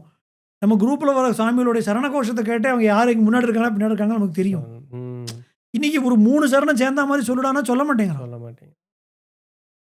இது வந்து நம்மளுடைய நாணி திருநாமமும் நின் துதியும் நவிலாதவரை நாடாதவளேங்கிறார் அகத்தியர். ம். பகவானுடைய அம்பிகையுடைய நாமத்தை நாணி எவன் சொல்லாம இருக்கானோ அவன்கிட்ட நாட மாட்டாங்கிறான். அகத்தியர் பாடல்ல வருது இது. நாணி திருநாமமும் நின் துதியும் நவிலாதவரை நாடாதவளே அப்படிங்கிறார். போட்டு உடைச்சிட்டேன். இனி வெட்கமாவது ஒண்ணாவது யார் இருக்கா? இது நம்ம யாருக்காக வாழறோம்? எப்பவுமே அடுத்தவருக்கு சபரிமலை யாத்திரையில அதான் நான்கிற அடையாளத்த துறக்கிறோம் இல்லையா? Correct, correct. அங்க எல்லாருமே சாமி தான். ஒண்ணு. இப்ப பாருங்க, இப்ப நான் நீங்க ப்ரோகிராம் கூப்பிட்டுருக்கீங்க. நல்ல ஒரு ஜிப்பா எடுத்து போட்டிருக்கேன். தலையெல்லாம் வாரியிருக்கேன். இப்படி வந்திருக்கேன். அங்க அதெல்லாம் எண்ணெய் வைக்கக்கூடாது. ம். ஷேவிங் பண்ணக்கூடாது. ம். அந்த கலர் உடைய என்ன சொல்லியிருக்கோ அதை தான் உடுத்தணும். ம். ஸோ நமக்கு எதெல்லாம் நமக்கு ரொம்ப பிடிக்குமோ அந்த அடையாளங்களின் மூலம் நம்ம துறக்கிறோம். ஸோ இது முழுக்க தத்துவார்த்த ரீதியான ஒரு வழிபாடு இது. சொன்ன மாரி இப்ப எனக்கு அப்படியே ஒவ்வொன்னா நான் அப்படியே கோரிலேட் பண்ணிட்டே இருக்கேன். நம்மளுடைய பெரியவர்கள், நம்மளுடைய கலாச்சாரத்தில சொல்லப்பட்ட எல்லா பெரியவர்களும், சுத்தி யார் இருக்கா, இல்ல எதையும் பார்க்காம அந்த தெய்வம்ங்கிற அந்த எண்ணத்தில சிரிப்பாங்க, விளையாடுவாங்க, பேசுவாங்க, அழுவாங்க. அவங்க பாட்டுக்கு இருந்தாங்க. யார பத்தியும் கவல இல்ல. கவலை இல்ல. அவர்களுக்கு தான் தெய்வம் அனுகூலம், அனுக்கிரகம் ஆமா. செய்ததுங்கிறதும் ம். அறம்பல செய்திடினும் அரிய காட்டார், காய்போல் இருந்திடும் கனிபோல் இவராவார். ம். சிந்தையற்ற சித்தராயினும் பித்தர் போல திரிந்திடுவார். ம். பரவால்ல. நான் நான் என்ன இது இந்த இந்த இதெல்லாம் இந்த கட்டெல்லாம் எனக்கு இந்த பாட்காஸ்ட்ல விடுவிக்கும்னு எனக்கு தெரியல. பரவால்ல. மக்களுக்கு இது கண்டிப்பா ரொம்ப ஏன்னா உதவியா அது இருக்கும். இது இந்த ஞானத்தை குடுக்கறதுனால தான் ம். ஐயப்பனுக்கு சத்குருநாதன்னு பேரு. ஏன்னா ம். அவன் வெறும் தெய்வம் மட்டும் இல்லையே. அவன் ம். குருநாதனாகவும் இருக்கான். Correct, correct. ஞானத்தை போதிக்கக்கூடிய குருநாதன் அவன். ம். அகத்தியர் சொல்றார். தத்துவம் அனைத்தும் ஒரு முத்திரை பதித்து தந்த சத்குருநாதனே சதமதன பிரகாஷா கலசமுனி விஸ்வாசா சபரிமாமலை வாசனேங்கிறார் பகவான். அகத்தீசனார் பாட்டுல. ஆமா. ஓ, அகஸ்தியர் நியூ பஞ்சகம்னு இன்ஃபர்மேஷன். 5 பாடல்கள் பகவானை பத்தி எழுதியிருக்காரு. அதுல ஓ. சதமதன பிரகாஷா கலசமுனி தன்னையும் சொல்றார். கலசமுனி விஸ்வாசா கலசமுனின்னு தன்னை சொல்றார். ம். அது தத்துவம் அனைத்தும் ஒரு முத்திரை பதித்து தந்த சத்குருநாதனேன்னு கூப்பிடுறார். ம். ஏன்னா சபரிமலையில பிரதிஷ்டை பண்ணது பரசுராமர். முதல் பூஜையை நடத்தினது அகத்தியர். ஓகே. புராணத்திலேயே அப்படித்தான் சொல்லப்பட்டிருக்கு. 2 பேருமாக சேர்ந்து இருந்து முதல் வழிபாட்டை அகத்தியர் தான் நடத்துறாருங்க. ம். ஓ! Lots of messages. பரவால்ல. ஏன்னா, நான் வழக்கமா பண்ற ஒரு விஷயங்கள், ஒரு ஒரு ஒரு வாரத்துக்குள்ளாக எனக்கு அப்படியே பிரேக் ஆயிட்டே வந்தது. இப்ப எனக்கு அது முழுசும் நீங்கின மாரி. ஏன்னா, நான் ஏதாவது ஒரு தியானத்துக்கோ, எதுக்காவது ஒண்ணு உட்கார்றதுக்கு முற்படும் பொழுது, யாராவது பார்த்தா என்ன நெனைப்பாங்க? யாருமே இல்லைங்க உண்மையாலுமே. ஒண்ணு என்னோட சோம்பேறித்தனத்துக்கு நான் சொல்லிக்கிற ஒரு சாக்கு சாக்கு. ஒண்ணு. இன்னொன்னு ஒருவேளை எங்க அம்மா பார்த்தாங்கன்னா, நான் இத எந்திரிச்சு வரும்பொழுது அவங்க முகம் ஏதாவது ஒரு மாரி காட்டுவாங்களோன்னு, நானா எனக்கு ஒரு கற்பனைய கற்பனை. வளர்த்திக்கிறது தான் ஒண்ணு. அவங்க அப்படி பண்ண போறதில்ல அது ஒண்ணு. அப்ப இதெல்லாம் எவ்வளோ அவங்களுக்கு தவறு பிடிக்குமோ பிடிக்காதோ, பிடிக்காதோ, நம்மள ஏதாவது வித்தியாசமா பார்ப்பாங்களோ அப்படிங்கிற ஒரு ஓவரா சில போயிட்டு இருக்குமோ அப்படின்னு நம்மளே இது பண்ணிக்கிறோம். உண்ம அதுதான். பின்ன எனக்கு தோணுனது, இதெல்லாம் நீ நீ எந்திரிக்காம இருக்கிறதுக்கு சொல்லக்கூடிய சாக்கு. சோம்பேறித்தனம் தான், சாக்கு தான் இதே தவிர மத்தபடி அப்படியெல்லாம் ஒண்ணும் இல்ல. நீ முதல்ல பண்ணலாமே அப்படின்னு சொல்லிட்டு. இந்த எண்ணம் வருவதற்கு எது காரணமா இருந்ததுன்னா, ஆ தொடர்ந்து ஒரு சில பயிற்சிகள் செய்யக்கூடிய காரணத்தினால, என்னுடைய அந்த என்ன உள்ள இருக்க போக்கு மாறுது. போக்கு மாறுது. பாரு இதுதான் நீ தப்பு பண்ற. பாரு இதுதான் நீ தப்பு பண்றன்னு. So everything starts with the one step இல்லைங்களா? ஆமா. முதல்ல கால் எடுத்து வையி, பின்ன ஒவ்வொன்னா வரும் எண்ணம் அப்படிங்கிறது. அழகானால் எல்லாம் அழகாகும். ம். இப்போ அதன் மூலம் அது அங்கே நம்மளே ஒரு ஃபுல் ஸ்டாப்பை போட்டு இதை போட்டு க்ளோஸ் பண்ணிடுறோம். கரெக்ட். ஒரு செயல செய்யறதுக்கு முன்னாடியே நம்ம வந்து ப்ரீ டிஃபைன்டா உள்ள போம்பொழுது ஒண்ணும் நடக்கிறது இல்ல இல்லைங்களா? நடக்காது நம்மளே தீர்மானம் பண்ணிடுறோம். இல்லை நம்மளே நீங்கள் சொல்கிற மாதிரி நம்ம we are searching for reasons, காரணம் தேடிக்கிறோம். ஒரு ஒரு அழைப்பு வந்த பிறகு தான் நான் பழனிக்கு மாலை போட்டு போனேன். நான் அப்போ சொன்னேன், "நான் இதுவரைக்கும் சபரிமலை போனதில்ல. பார்ப்போம் என்னைக்காவது ஒரு நாளு. அப்படி ஒரு அழைப்பு வந்ததுன்னா போணுன்ட்டு." போ போறேன். ஆ உங்களுடைய இவ்ளோ வருஷ ரிசர்ச், அது அப்படி சொல்றதுக்கு இல்ல. உங்களுடைய வாழ்க்கையாவே அது வந்து இருந்துகிட்டு இருக்கு. ரிசர்ச்ன்னு சொல்றதுக்குன்னு எனக்கு ஒண்ணும் தெரியல. இவ்வளோ தூரம் கேட்கும்பொழுது. எது வந்து உங்கள அந்த ஒரு பயங்கரமான ஒரு அட்டாச்மென்ட், அதாவது அன்பிரேக்கபிள் லிங்க் ஐயப்பன் மேல, சாஸ்தா மேல உங்களுக்கு குடுத்ததுன்னு, ஒரு ஒரு ஃபீல் குட் இது மக்களுக்கு ஏதாவது ஒண்ணு சொல்லலாம் அப்படிங்கிற மாரி? இல்லை அதாவது சிம்பிளாக நான் சொல்கிறேன். அதாவது நம்ம வந்து ஏதோ பெரிய பெரிய விஷயங்களுக்காக பகவான்கிட்ட பிரார்த்தனை பண்ணுறோம். ம். அதெல்லாம் அவர் கேட்டு அனுகிரகம் பண்ணுறாருன்னு நம்ம நினச்சிக்கிட்டு இருக்கோம். ம். அப்படி இல்லை. ம். நம்ம சொன்னாலும் சொல்லாட்டியும் அவருக்கு தெரியும். தெரியும். சின்ன சின்ன விஷயங்கள் கூட நம்ம கூட நம்மளை பற்றி கவலைப்படாதோ அவர் நம்மளுக்காக கவலைப்படுறாருங்கிறத அவர் பல தருணங்களில் உணர்த்தியிருக்கார். கரெக்ட். ரொம்ப சாதாரண விஷயங்கள்ல ஆரம்பிச்சு ஒரு ஒரு சின்ன சின்ன அனுபவங்கள் கூட நடக்கத்தான் செய்யுது. அதனால் இதெல்லாம் நம்ம வந்து இவ்வளோ தூரம் யோசிக்க வேண்டிய அவசியம் இல்லை. ம். நம்ம தான் நான் தான் அது வேடிக்கையாக சொல்லி எத்தனை தடவை அவர் ப்ரூவ் பண்ணுவார் நம்மகிட்ட. உண்மைதான் இல்லைங்களா? எத்தனை தடவை தான் ப்ரூவ் பண்ணுவார். கரெக்ட். அவர் செய்வார். ஆ, சில நேரங்களில் நமக்கு பொறுமை இருக்கிறது இல்லைங்கிறது தான் விஷயம். உண்மைதான். சாதாரண ஒரு விஷயம். இப்போ ஒன்றும் வேண்டாம். நான் பெரிய நிறைய அனுபவங்கள் இருக்குது. நான் தனிப்பட்ட அனுபவங்களை மேக்ஸிமம் சொல்கிறது இல்லை. ஆனால் இது ஒரு சின்ன எல்லாருக்கும் சொல்லக்கூடிய ஒரு அனுபவம் தான். என்னன்னா இந்த பழைய நீலி பாதை உண்டு. ம். பெரிய பாதை முடித்து பெரியானவட்டத்திலேருந்து நேரடியாக பம்பா கணபதி வராமல் திருவாபரணம் ஏறி போகக்கூடிய பழைய நீலிமலை பாதை. அது இப்போ வந்து அனுமதிக்கிறது இல்லை. ஏன்னா திருவாபரணம் ஏற வேண்டிய பாதைங்கிறதுனால அனுமதிக்கிறதுல மக்களும் நம்ம மக்கள் வந்து சில நேரம் அங்கே போய் அசிங்கம் பண்ணி வச்சுட்டு வந்துடுறாங்க. திருவாபரணம் அந்த வழியாக வரணுங்கிற காரணத்துக்காகவும் அது வன்காடு. ஏன்னா எங்களுக்கு ரெகுலரான இப்போ இந்த ஷெட்டு போட்டிருக்கிற பெரிய சின்ன பாதையில் வந்தாலுமே அதுலேருந்து within 3 minutes will be cut off from the entire this thing and ஒரு வன்காடாக இருக்கும். இப்போ நாங்கள் சிலப்போ எனக்கு அந்த ரொம்ப நாள் ஆச்சு பழைய நீலியில் போய் அப்படின்னு சொல்லி நான் வந்து சுவாமி தரிசனம் முடிச்சாச்சு, இறங்கிட்டு இருக்கேன். நான் பெரியான வட்டம் போகணும். போ போகக்கூடிய இறங்கி வரக்கூடிய வழியில் நான் சொல்லிகிட்டு இருக்கேன், ரொம்ப நாள் ஆச்சுடா போய், நம்ம வந்து திருப்பி பழைய நீலில் விடமாட்டேங்கிறான், இப்போ என்ன பண்ணுறேனே தெரில அப்படின்னு சொல்லிகிட்டு இருக்கேன். இறங்குறோம். கரெக்டாக அந்த பாயிண்ட் வரும்போது அங்கே எப்பயுமே 2 போலீஸ்காரங்க உட்காந்துருப்பாங்க இதுக்கு டியூட்டிக்கு. அவங்க 2 பேருமே டீ குடிக்கிறதுக்காக எழுந்து போகிறாங்க. கண்ணுக்கு நேரம் அப்படி போயிட்டுருக்கேன். நீ எனக்கு ஒரு 30 செகண்ட்ஸ் கேப்பில் அவங்க இருக்காங்க. எந்திரிச்சு டீ குடிக்க போகிறாங்க. நான் பார்த்தேன். என் கூட ஒரு 4 பேர் மட்டும் தான் இருந்தாங்க. நான் ஒன்றுமே பேசலை. பேசாமல் இந்த பக்கம் திரும்புன்ட்டேன். நான் பண்ணது தவறு. என்னை பாதி யாரும் புதுசாக வேறு எதுவும் பண்ண ஆரம்பிச்சிடுறாங்க. ஏன்னா இட் இஸ் நாட் அலவுடு. ஒரு 4-5 வருஷத்துக்கு முன்னாடி நடந்திருக்கும் அது. அப்போ நான் சரி பரவாயில்ல இறங்கிடுவோம், திட்டினாங்கன்னா திரும்பி போயிடலாம் அப்படின்னு சொல்லிட்டு நான் படக்குன்னு இறங்கிட்டேன். வித்தின் 2-3 மினிட்ஸ் அவ்வளோதான், நம்ம கண்ணிலேருந்து மறைஞ்சாச்சு. நாங்கள் இறங்கிட்டு இருக்கோம். பாம்புகள் இருக்குது. நான் ஒரு மரத்தில் போய் கை வச்சு கூட வந்து ஒரு வைல்ட் லைஃப் ஃபோட்டோகிராஃபர், அண்ணா அண்ணா கையெடுங்க கையெடுங்க அப்படின்னாரு. ஏன்னா ராஜனாக நிற்கிது. அவ்வளவு இது இருக்குது, கொடுமையான ஃபாரஸ்ட்டு. யானைகளுடைய லத்தி கிடக்கு, ஃப்ரெஷ்ஷாக புகை வருது அதுலேருந்து. அவ்வளோ ஃப்ரெஷ்ஷாக யானை நடமாடி இருக்குது. நாங்கள் இறங்கிட்டு இருக்கோம். கிட்டத்தட்ட ஒரு 20-25 மினிட்ஸ், ½ அன் ஹவர் நடந்து இறங்கியாச்சு. பம்பை வந்தாச்சு. கிட்டத்தட்ட பம்பை கண்ணில் தெரியுது. பம்பை கடந்து நான் அந்த பக்கம் போகணும். இப்போ என்னென்னா, நான் ரெகுலராக பம்பாக்கணதி வழியாக வந்திருந்தேன்னா எனக்கு வந்து பாலம் இருக்குது, எனக்கு ஈஸியாக போகிறது சௌக்கியமாக இருந்திருக்கும். இது ஆள் நடமாட்டம் இல்லாத ஒரு பாதைக்குள்ளே நான் வந்துட்டேன். இப்போ நான் என்னென்னா தண்ணிக்குள்ளே இறங்கி தான் போயாகணும். ஏன்னா எனக்கு இந்த ஐடியாலாம் இருக்கலை. நான் யதார்த்தமாக ஒரு குருட்டு தைரியத்தில் இந்த அனுபவம் வேணுங்கிறதுக்காக எனக்கு காட்டுக்குள்ளே வந்தது. பம்பைக்குள்ளே இறங்கி போனவங்க என் மண்டையில் உதிக்கவே இல்லை. இது இங்கே வரும்போது பார்த்தா என்னென்னா, அப்போ டேம் திறக்கலை, பம்பையில் தண்ணி இல்லை, வெறும் சேரு. இப்படி ஸ்லஷ் மோவில் அது வந்து புதகுழி மாதிரி குழகுழான்னு இருக்குது. பார்த்தாலே ப்ரௌன் கலரில். அது எவ்வளோ ஆழம்னு தெரியாது. நான் வேறு நம்ம 3 பேர் வேறு கூட வந்திருக்கான். நான் இப்போ வந்து ஒரு 30 செகண்ட் தான் இருக்குது. இப்போ நான் வந்து ஒரு சின்ன கருவு இருக்குது, அந்த கரு வரைங்கன்னா பம்பா கரைக்கு போயிடுவேன். நான் பார்த்துக்கிட்டே இருக்கேன். தேவையில்லாத ஒரு வேலை பார்த்துட்டோம். ஏன்னா இப்போ வந்து 2 ஆப்ஷன் தான் இருக்குது. ஒன்று ரிஸ்க் எடுத்து இதுக்குள்ளே போகணும், இது என்ன ஆகும் தெரியாது. புதக்குழி இழுத்துச்சுன்னா கஷ்டம். ஏன்னா பார்த்தாலே தெரியுது சேரு தான். ஏன்னா டேம் திறக்கலை. இது ரிஸ்க் எடுத்து இதுக்குள்ளே நம்ம இறங்கினாலும் பரவாயில்ல, இது கூட வேறு வந்தவங்களையும் இறக்கி விடணும். இல்லைன்னா இந்த வந்த வழி கூட திரும்ப ஏறி போகணும். ஏன்னா ஏற்கனவே பெரிய பாதையை போயிட்டு வந்திருக்கோம். மேலே ஏறி காலெலாம் செம வலி. இதில் வந்து திருப்பியும் போகணுங்கிறது ஐயோ அப்படின்னு இருக்கு மனசு. நினச்சிக்கிட்டேன், பகவானே ஏதோ மேலே உள்ள நம்பிக்கையில் குருட்டு தைரியத்தில் இறங்கிட்டேன், என்ன பண்ணுற நீ பண்ணுன்னு சொல்லிவிட்டு நான் வந்து இந்த இது எல்லாமே இந்த இறங்குற 30 செகண்டுக்குள்ளே நடக்குது மனசுக்குள்ளே ஒரு சிந்தனை. நான் இறங்கி நின்றுட்டு இது என்ன பண்ணுறதுன்னு சொல்லி இந்த பக்கம் அந்த பக்கம் திரும்புகிறேன். அவ்வளோதான். எதிர்த்து சேர்ந்து ஒரு குரல் தமிழில் கேட்குது, சாமி அப்படியே இருங்க, அவசரப்படாதீங்க, நான் வரேன் அப்படின்னு தமிழில். சரி நின்ட்டேன். அவர் என்ன பண்ணார், உள்ளே போயிட்டு அடுத்த நிமிஷமே என்ன பண்ணுறாரு, ஒரு ஃபுல்லி க்ரோன் தென்னை மரம். அதை வந்து இப்படி குறுக்கால வெட்டியிருக்கு. அந்த தென்னை மரம் குறுக்கால வெட்டி அந்த தென்னை மரத்தை வந்து அப்படி போய் அங்கேருந்து போடுறாரு தூக்கி. ஒரு முழு தென்னை மரத்தை வந்து அவருக்கு ஹேண்டில் பண்ண முடியுது, அவருக்கு ஈஸியாக பண்ண முடியுது. தூக்கி போடுறாரு. அதோட இன்னொரு பீஸை கொண்டு வர, இன்னொரு பீஸையும் அப்படி போடுறாரு. கரெக்டாக இது 2 இது பண்ணிடுச்சு, 2 கரையும். அப்போ அதில் ஏறி வந்துடும் சாமி அப்படின்னாரு.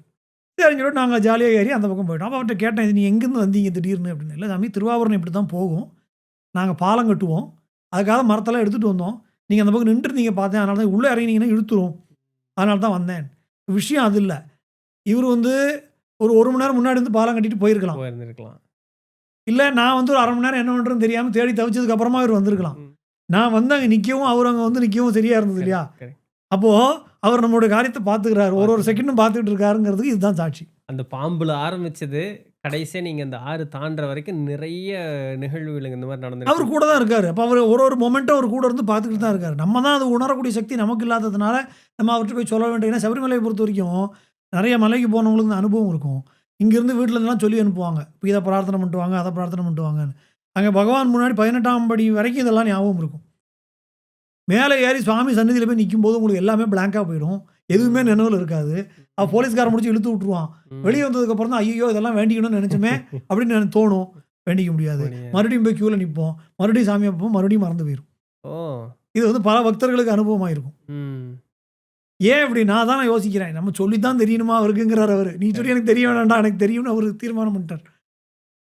ஏன்னா எப்போ நம்ம மாலையை போட்டோமோ அவர் நமக்குள்ளே தானே இருக்கார். இப்போ நான் நீ சொல்லி தான் எனக்கு தெரியணுமா, நான் பார்த்துட்டு தானே இருக்கேங்கிறார் அவர். அதனால அந்த ஒரு அனுபவம் வந்து அதனால இது தனிப்பட்ட முறையில அனுபவங்கிறத விட ஒரு மொமெண்ட்டும் அனுபவம் தான். Correct, correct. இப்பவே நான் பாருங்க, நான் இவ்வளோ நேரம் பேசினதே, நான் சொல்றது எக்ஸாஜரேஷனா சில பேருக்கு தோணலாம். நான் மனசுலேருந்து பேசுறேன். இல்ல, இல்ல. என்னன்னா, நான் பேசுறத ஆச்சரியமா பார்ப்பேன் நிறைய நேரங்கள்ல. ஏன்னா நான் பேசல. நீ இப்படிப்பட்ட விஷயங்கள்லாம் நானா பேசியிருக்கேன்னு எனக்கே தோணும். சில நிறைய மேடைகள்ல இப்ப என்னுடைய பழைய சொற்பொழிவுடைய ரெக்கார்டிங்லாம் நான் கேட்பேன். நம்மளா இந்த கருத்தெல்லாம் சொல்லியிருக்கோம்னு எனக்கே தோணும்.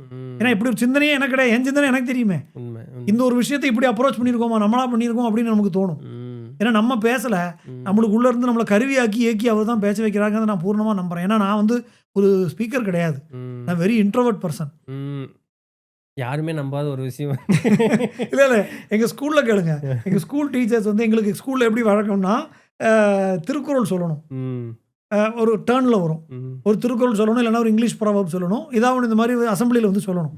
என்னுடைய டர்ன் வந்தா நான் லீவ் போட்டுருவேன். பரவாயில்ல. அந்த அளவுக்கு நான் வந்து ஸ்டேஜ் ஃபியர் உள்ள அவ்வளோ ஓப்பன் பண்ணி பேசாத ஒரு ஆளு நான். நான் வந்து இன்னைக்கு ஒரு மேடை ஏறி இவ்வளோ தூரம் பேசுறேன்னா, நான் பேசல, பகவான் தான் பேச வைக்கிறாங்கன்னு நான் பூர்ணமா நம்புறேன். அதனால ஒரு தருணமும் ஒரு பக்தரோடையும் அவர் இருக்கார். பெரிய பக்தன், சின்ன பக்தன், பல வருஷம் மலைக்கு வந்தோம், பெரிய குருசாமி, அதெல்லாம் ஒன்றும் கிடையாது. மாலை போட்டிருக்கக்கூடிய ஒருத்தரும் கூட அவர் இருக்கார். மனசுத்தி இருக்கும் பொழுது அதை வந்து இன்னும் ஆத்மார்த்தமா அவர்களால உணர முடியும். நம்ம உணராத பிரச்சனை மட்டும் தான் நம்ம கிட்ட இருக்கே ஒழிஞ்சு, அவர் வரதுலையோ அனுகிரகம் பண்றதுலையோ ஒரு குறவும் அவர் வைக்கல. எல்லாருக்கும் ஒன்று போல தான் பண்றாரு. ரொம்ப நல்ல ஒரு விஷயம். ஏன்னா இதே இப்போ நீங்கள் சொன்ன அதே ஒரு வார்த்தையை இப்போ முன்னாடி ஒரு 3-4 பாட்காஸ்ட் முன்னாடி ஸ்ரீவித்யா உபாசனைன்ட்டு இவர் கிருஷ்ணா சுவாமிகள் அவர் கூட இது பண்ணும்பொழுது அவர் எல்லாம் பேசி முடிச்சுட்டு ஒரு கிளம்பிட்டார். பின்ன அந்த வீடியோ பார்க்கும்பொழுது அவர் எனக்கு தெரியல, நான் இதெல்லாம் என் மண்டைக்குள்ளே இருக்கான்னு கூட எனக்கு தெரியாது, ஏதோ கேட்டீங்க பாலா பேசுனா அப்படின்ட்டு அவர் பாட்டுக்கு ரொம்ப சிம்பிளாக பேசிட்டு போயிட்டாரு. நீங்களும் அதே விஷயத்த நான் அதுதான் நம்ம இப்போ ஏன்னா எனக்கு தெரியுமே, நான் என்ன ப்ரிப்பேர் பண்ணியிருக்கேன். இப்போ ஒரு ஸ்பீச்சுக்கு முன்னாடியும் ப்ரிப்பேர் பண்ணி நோட்ஸ் எடுத்துகிட்டு போய் ஸ்டேஜில் வைக்கிறோம். பெரும்பாலான நாட்கள் அதில் எழுதி வச்சதை பேசினதே கிடையாது. அங்கே என்ன பேசணுங்கிறத பகவான் தான் தீர்மானிக்கிறான். அந்த நேரத்தில் அவர் தான் பேசுகிறார். பல பேர் சொல்லுவாங்க, மனசில் இருந்த கேள்வியெல்லாம் கேட்கணும்னு நினச்சி அதுக்கு ஆன்சர் கிடைச்சிது அப்படின்னா, நம்மளோட சாமர்த்தியத்தில் அது நடக்கிறது இல்லை. நம்ம பண்ணுறோம்னு நினச்சா நம்மளை போல முட்டாள் வேறு யாரும் கிடையாது. உண்மை உண்மை உண்மை. ஏன்னா ஒரு ஒரு ஒரு விஷயத்தை அணுகக்கூடிய முறை வந்து நம்மளுடைய திறத்தை தாண்டி நடக்குதுன்னா அது நான் பண்ணுறேன்னு சொல்கிறது இல்லை. ஏன்னா நமக்கு தெரியும், நிதர்சனமா தெரியுற விஷயத்தை நம்ம எப்படி மறுக்க முடியும்? ஆனால் நம்ம பண்ணலைங்கிறது நமக்கு நல்லா தெரியுது. ஏன்னா என்னோட கான்ஷியஸ்னஸுக்கு இன்னும் அந்த அளவுக்கு பக்கம் இல்லை. அவர் தான் பண்ணுறாரு. நம்ம ஒரு கருவியாக இருக்கும் அங்கே இடத்துல, அவ்வளோதான். 3-4 தடவை நான் இதை திருப்ப ஒரே விஷயத்த பேசுகிறேன்னா அந்த ஒரு பூரணமான அந்த ஒரு ஃபீலிங் வந்து ஒவ்வொரு வீடியோஸ் பண்ணும்பொழுது இருக்கும். எல்லாம் பேசி முடிச்சேன்னே அப்போ தான் என்னோட கான்ஷியஸ் இப்போ நான் என்ன பேசினேன் இதில் அப்படிங்கிற மாதிரி இருக்கும். பின்ன நான் ஒவ்வொரு நாள் நான் என்னோடய வீடியோவை பார்க்க மாட்டேன். ஒவ்வொரு நாள் ஒரு உந்துதலின் பேரில் பார்க்கும்பொழுது இதெல்லாம் எங்கிருந்து இந்த கான்செப்ட் எல்லாம் வந்தது, எப்படி இந்த வார்த்தை சொற்றொடர்கள்லாம் போட்டோம் அப்படிங்கிற மாதிரி இருக்கும். விட்டுறது நான் அந்த ஆராய்ச்சிக்கு போக மாட்டேன். சரி பரவாயில்ல, ஏன்னா நான் வேண்டிட்டு தான் போவேன். என் நாவலிருந்து மக்களுக்கு நீங்கள் நான் ஒரு வார்த்தையை சொல்லணுன்ட்டு தான் போவேன். நான் செய்கிறேங்கிற அந்த ஒரு இது உணர்வே இருக்கக்கூடாது. நைஸ். ஒரு முக்கியமான ஒரு இது, அதாவது பெருவாரியா மக்களுக்கு தெரியாத விஷயம். இப்போ நம்ம ஆக்சுவலாக நிறையா விஷயங்கள் நீங்கள் பகிர்ந்துருக்கீங்க. ஏதாவது நல்ல ஒரு சுவாரஸ்யமான தகவல், பிகாஸ் நமக்கு தான் இன்றைக்கி ஒரு பூஸ்ட், ஒரு பஞ்ச் அப்படி இருந்தால் நல்லாயிருக்கும் அப்படிங்கிற ஒரு இது இருக்குது. ஐயப்பனை பற்றி, சாஸ்தாவை பற்றி ஏதாவது பொதுவாக மக்களுக்கு தெரியாத ஏதோ ஒரு நல்ல ஒரு ஃபீல் குட் ஒரு இது. ஏன்னா நம்மளுடைய குடியே வந்து ஒரு போர்க்குடிங்கிற ஒரு தன்மையில் வந்தது. புராணங்கள் எது எடுத்தாலுமே எந்த தெய்வமுமே வந்து சாந்தமாருன்னு சொல்ல, முதல்ல சண்டைக்கு அது சாந்தமெல்லாம் பின்னாடி வரட்டுங்கிற மாதிரி தான் நம்மளுடைய குடி வளர்ந்ததே அந்த மாதிரி தான். ஸோ அந்த மாதிரி ஏதாவது பெருவாரிய மக்கள் மத்தியில் தெரியாத ஒரு நிகழ்வு சாஸ்தாவை பற்றி ஏதாவது ஒன்று? பெருவாரியான மக்களுக்கு தெரியாத நிகழ்வு அப்படிங்கிறது சாஸ்தா போர் தெய்வம். ஓகே. ஸோ இது ஃபஸ்ட்டு இதுவே முதல் விஷயம். ஆமாம். பல போர்களுக்கு முன்னாடி சாஸ்தாவை வழிபடுறது அப்படிங்கிற ஒரு மரபு இருந்திருக்கு. இப்படி துர்கையை வழிபடுற மாதிரி கேரள பகுதிகளில் போர்க்களி அப்படிம்பாங்க அம்பாளை. போர்க்காளி தான் அது. அதோடு கூட சாஸ்தாவையும் சேர்த்து வழிபடுறது. பகவான் வந்து வாளில் நேரடியாக விக்கிரக ரூபமாக இல்லாமல் வாளில் அவங்கவுங்களுடைய ஆயுதம் என்னவோ அதில் பகவானை சங்கல்பிச்சு வழிபடக்கூடிய ஒரு இப்போ முருகருக்கு வேல் வைக்கிற மாதிரி சாஸ்தா வந்து வாளில் வழிபடக்கூடிய ஒரு மரபு இருக்கு பழைய காலத்து வழக்கங்களில். இன்னும் இருக்கு. இப்போ இன்றைக்குமே பாலக்காட்டில் உங்களுக்கு பார்த்தீங்கன்னா ஒரு கோயில் இருக்கு. இந்த கோயில் பேரே வேட்டைக்கூர் மகன். வாளில் தான் சுவாமி சாநித்தியம். ஓ! அது அபிஷேகத்துக்கெல்லாம் மட்டும் தான் உற்சவமூர்த்தி தனியா இருக்கும் ஒழிஞ்சு மூலவர் வாழ் தான். ஓ! பாலக்காட்ல நம்ம மெயின்லயே இருக்கு. சரி, சரி, சரி. அது மாரி அந்த மாரி ஒரு பல கேரள பகுதிகள்லயும் போர் தெய்வமாக சாஸ்தாவ வழிபடக்கூடிய ஒரு மரபு இருக்கு. ம். மகாபாரதத்திலயுமே உங்களுக்கு வந்து யுத்தத்துக்கு முன்னாடி தர்மபுத்திரர் சாஸ்தாவை வழிபட்டதாக சில வியாச பாரதத்துல இப்ப நமக்கு கிடைக்கல. வேற சில பாரத குறிப்புகள்ல நமக்கு தகவல்கள் இருக்கு. ம். அதனால இப்போ சாஸ்தா ஏற்கனவே சொன்னது போல தென்னாட்டுல மட்டும் தான் கேரளாலயும் தமிழ்நாட்டிலயும் மட்டும் தான் இருக்குன்னு இல்ல. நான் முதல்லயே நெறைய ஸ்பீச்ல சொல்லியிருக்கேன். சாஸ்தா வழிபாடு இந்து தர்மம் எங்கெல்லாம் இருந்ததோ அங்க எல்லா இடத்துலயும் இருந்தது. இருக்கு. நாமரூபங்கள் மாறி இருக்கலாமா இருக்கும். மாறி இருக்கலாமா இருக்கும். தத்துவம் ஒண்ணாக தான், தெய்வங்கள் ஒண்ணாக தான் இருக்கு. இப்போ ஒரு தெய்வமும் நித்தியம் வாசம் பண்ணக்கூடிய இடம்னு சொல்றோம். இதுல பிருகஸ்பதி ஸ்மிருதின்னு சொல்லக்கூடிய ஒரு நூல்ல என்ன சொல்றாங்கன்னா, யார் யார் எங்க நித்தியம் வசிக்கிறார்கள் அப்படின்னு சொல்றாங்க. அதுல விந்தியே நித்தியம் வசதி துர்கா. விந்திய மலையில் துர்க்கை வசிக்கிறாள். விந்தியவாசினின்னே பேர் அம்பாளுக்கு. சஹ்ய மகாகணபதி. சஹ்ய பர்வதத்தில் மகாகணபதி வசிக்கிறார். ரைவதேது மகாசாஸ்தாங்கிறார். சாஸ்தா இருக்கக்கூடிய இடம் ரைவதகிரி. ரைவதகிரி இன்னைக்கு வந்து குஜராத்ல இருக்கு. ஓ! ஓ! அப்போ சாஸ்தா வழிபாடு குஜராத்ல இருக்கு. ஆமா. இப்ப அதான் தென்னாட்டுல மட்டும் நம்ம சொல்றது மகா தவறு. ஏன்னா, உங்களுக்கு வந்து பேன் இண்டியா டெக்ஸ்ட் பல நூல்கள்ல சாஸ்தா பத்தின குறிப்புகள் இருக்கு. Correct, correct. இப்போ வந்து மந்திரமஹோததி.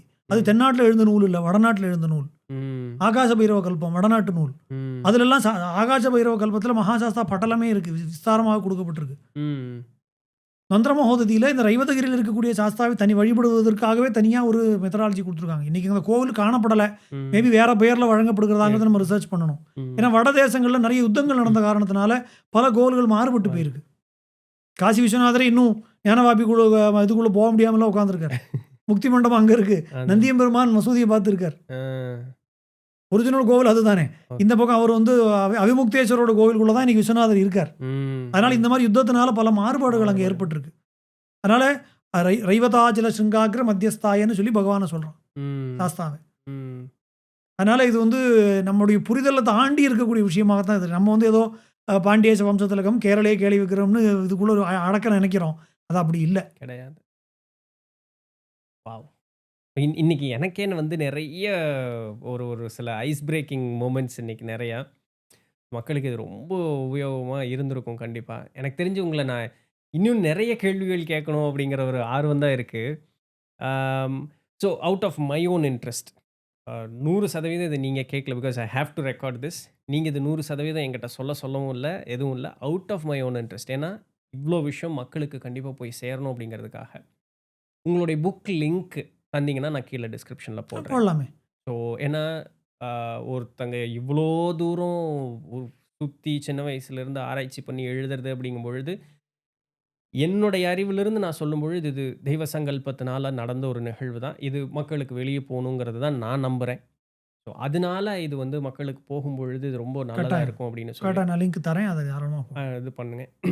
So it is so unfortunate that we have reached the end of the podcast. இன்னொரு சந்தர்ப்பத்துல இன்னும் பேசுவோம். ஆமா, அவ்வளவுதான். நெறைய பேசணும் உங்கள்ட்ட. நான் அடுத்த முறை கேள்வி கோயம்புத்தூர் வரும்போது சொல்றேன். கண்டிப்பா. கட்டாயம் நான் பேசுவோம். நெறைய உங்கள்ட்ட நெறைய நான் கேள்விகள் நான் கேட்கணும். இத்தன நாள் கோயம்புத்தூர் இருந்தேன். அப்ப நம்ம சந்திக்கல. சந்திக்கல. இப்ப நான் மெட்ராஸ் போனதுக்கு அப்புறம் தான் கோயம்புத்தூர்ல சந்திக்கக்கூடிய வாய்ப்பு உண்மதான், கிடைச்சிருக்கு. உண்மதான், உண்மதான்.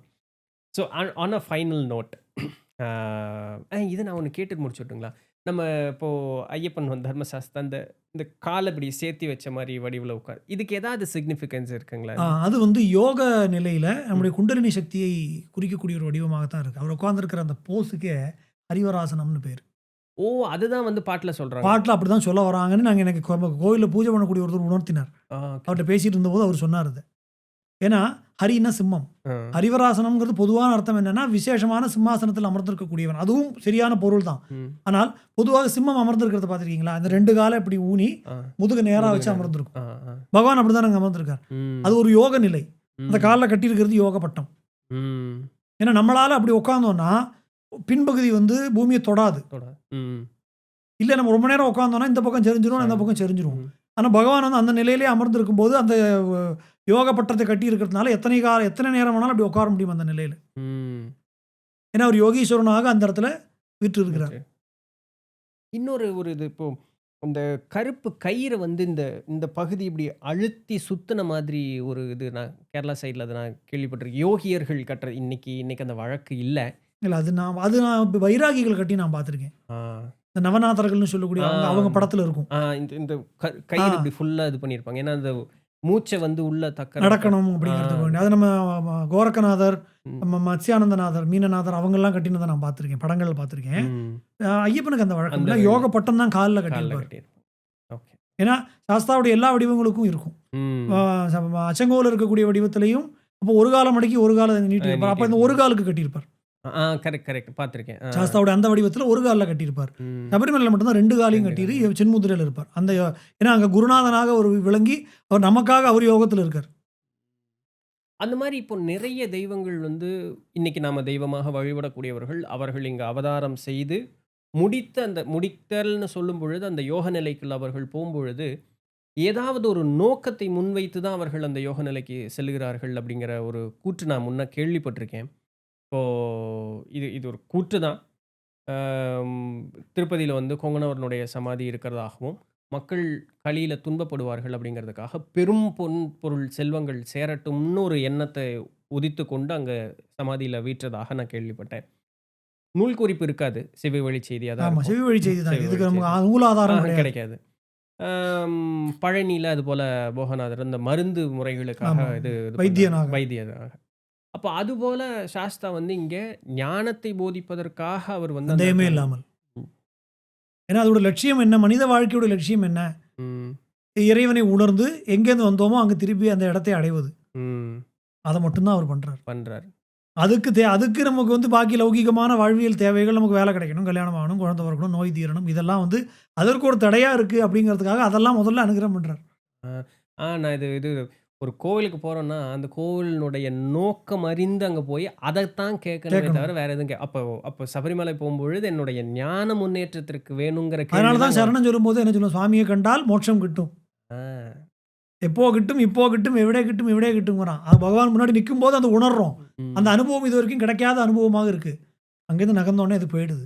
அந்த அனுபவம் நிலையான சாஸ்வதமாக நமக்கு நிக்கிறது இல்ல. நிக்கிறது. அப்ப அதுக்கு கொடுன்னு அதுக்கு நம்ம அது அப்ப எப்படி இருக்குங்கிறத ஒரு டேஸ்ட் காட்டிடுறாரு. சாம்பிள் குடுத்துடுறாரு. ம். அப்ப நீ ஏன் மேற்கொண்டு திரும்பி வந்து அத முயற்சியை பண்ணி அந்த நிலையை சாஸ்வதமாக நிலையாக தக்க வைத்துக் கொள்ள முயற்சி பண்ணணும். Correct, correct, correct. பரவால்ல. இப்போ ஐயப்பன் கோயிலுக்கு எதுக்கு போகணுங்கிறதுன்னு உண்டான ஒரு இதுவும் தெரிஞ்சிருச்சு. இல்லைங்களா? நைஸ். Very nice. ரொம்ப சந்தோஷம். ரொம்ப சந்தோஷம். நிறைய செய்திகள் சொல்லியிருக்கீங்க. ஆனா ஃபைனல் வேர்டிக்ட் மாரி ஏதாவது மக்களுக்கு உங்களுடைய இடத்துல இருந்து மக்களுக்கு ஏதாவது ஒரு விஷயம் சொல்லணும்னா சொல்லுங்க.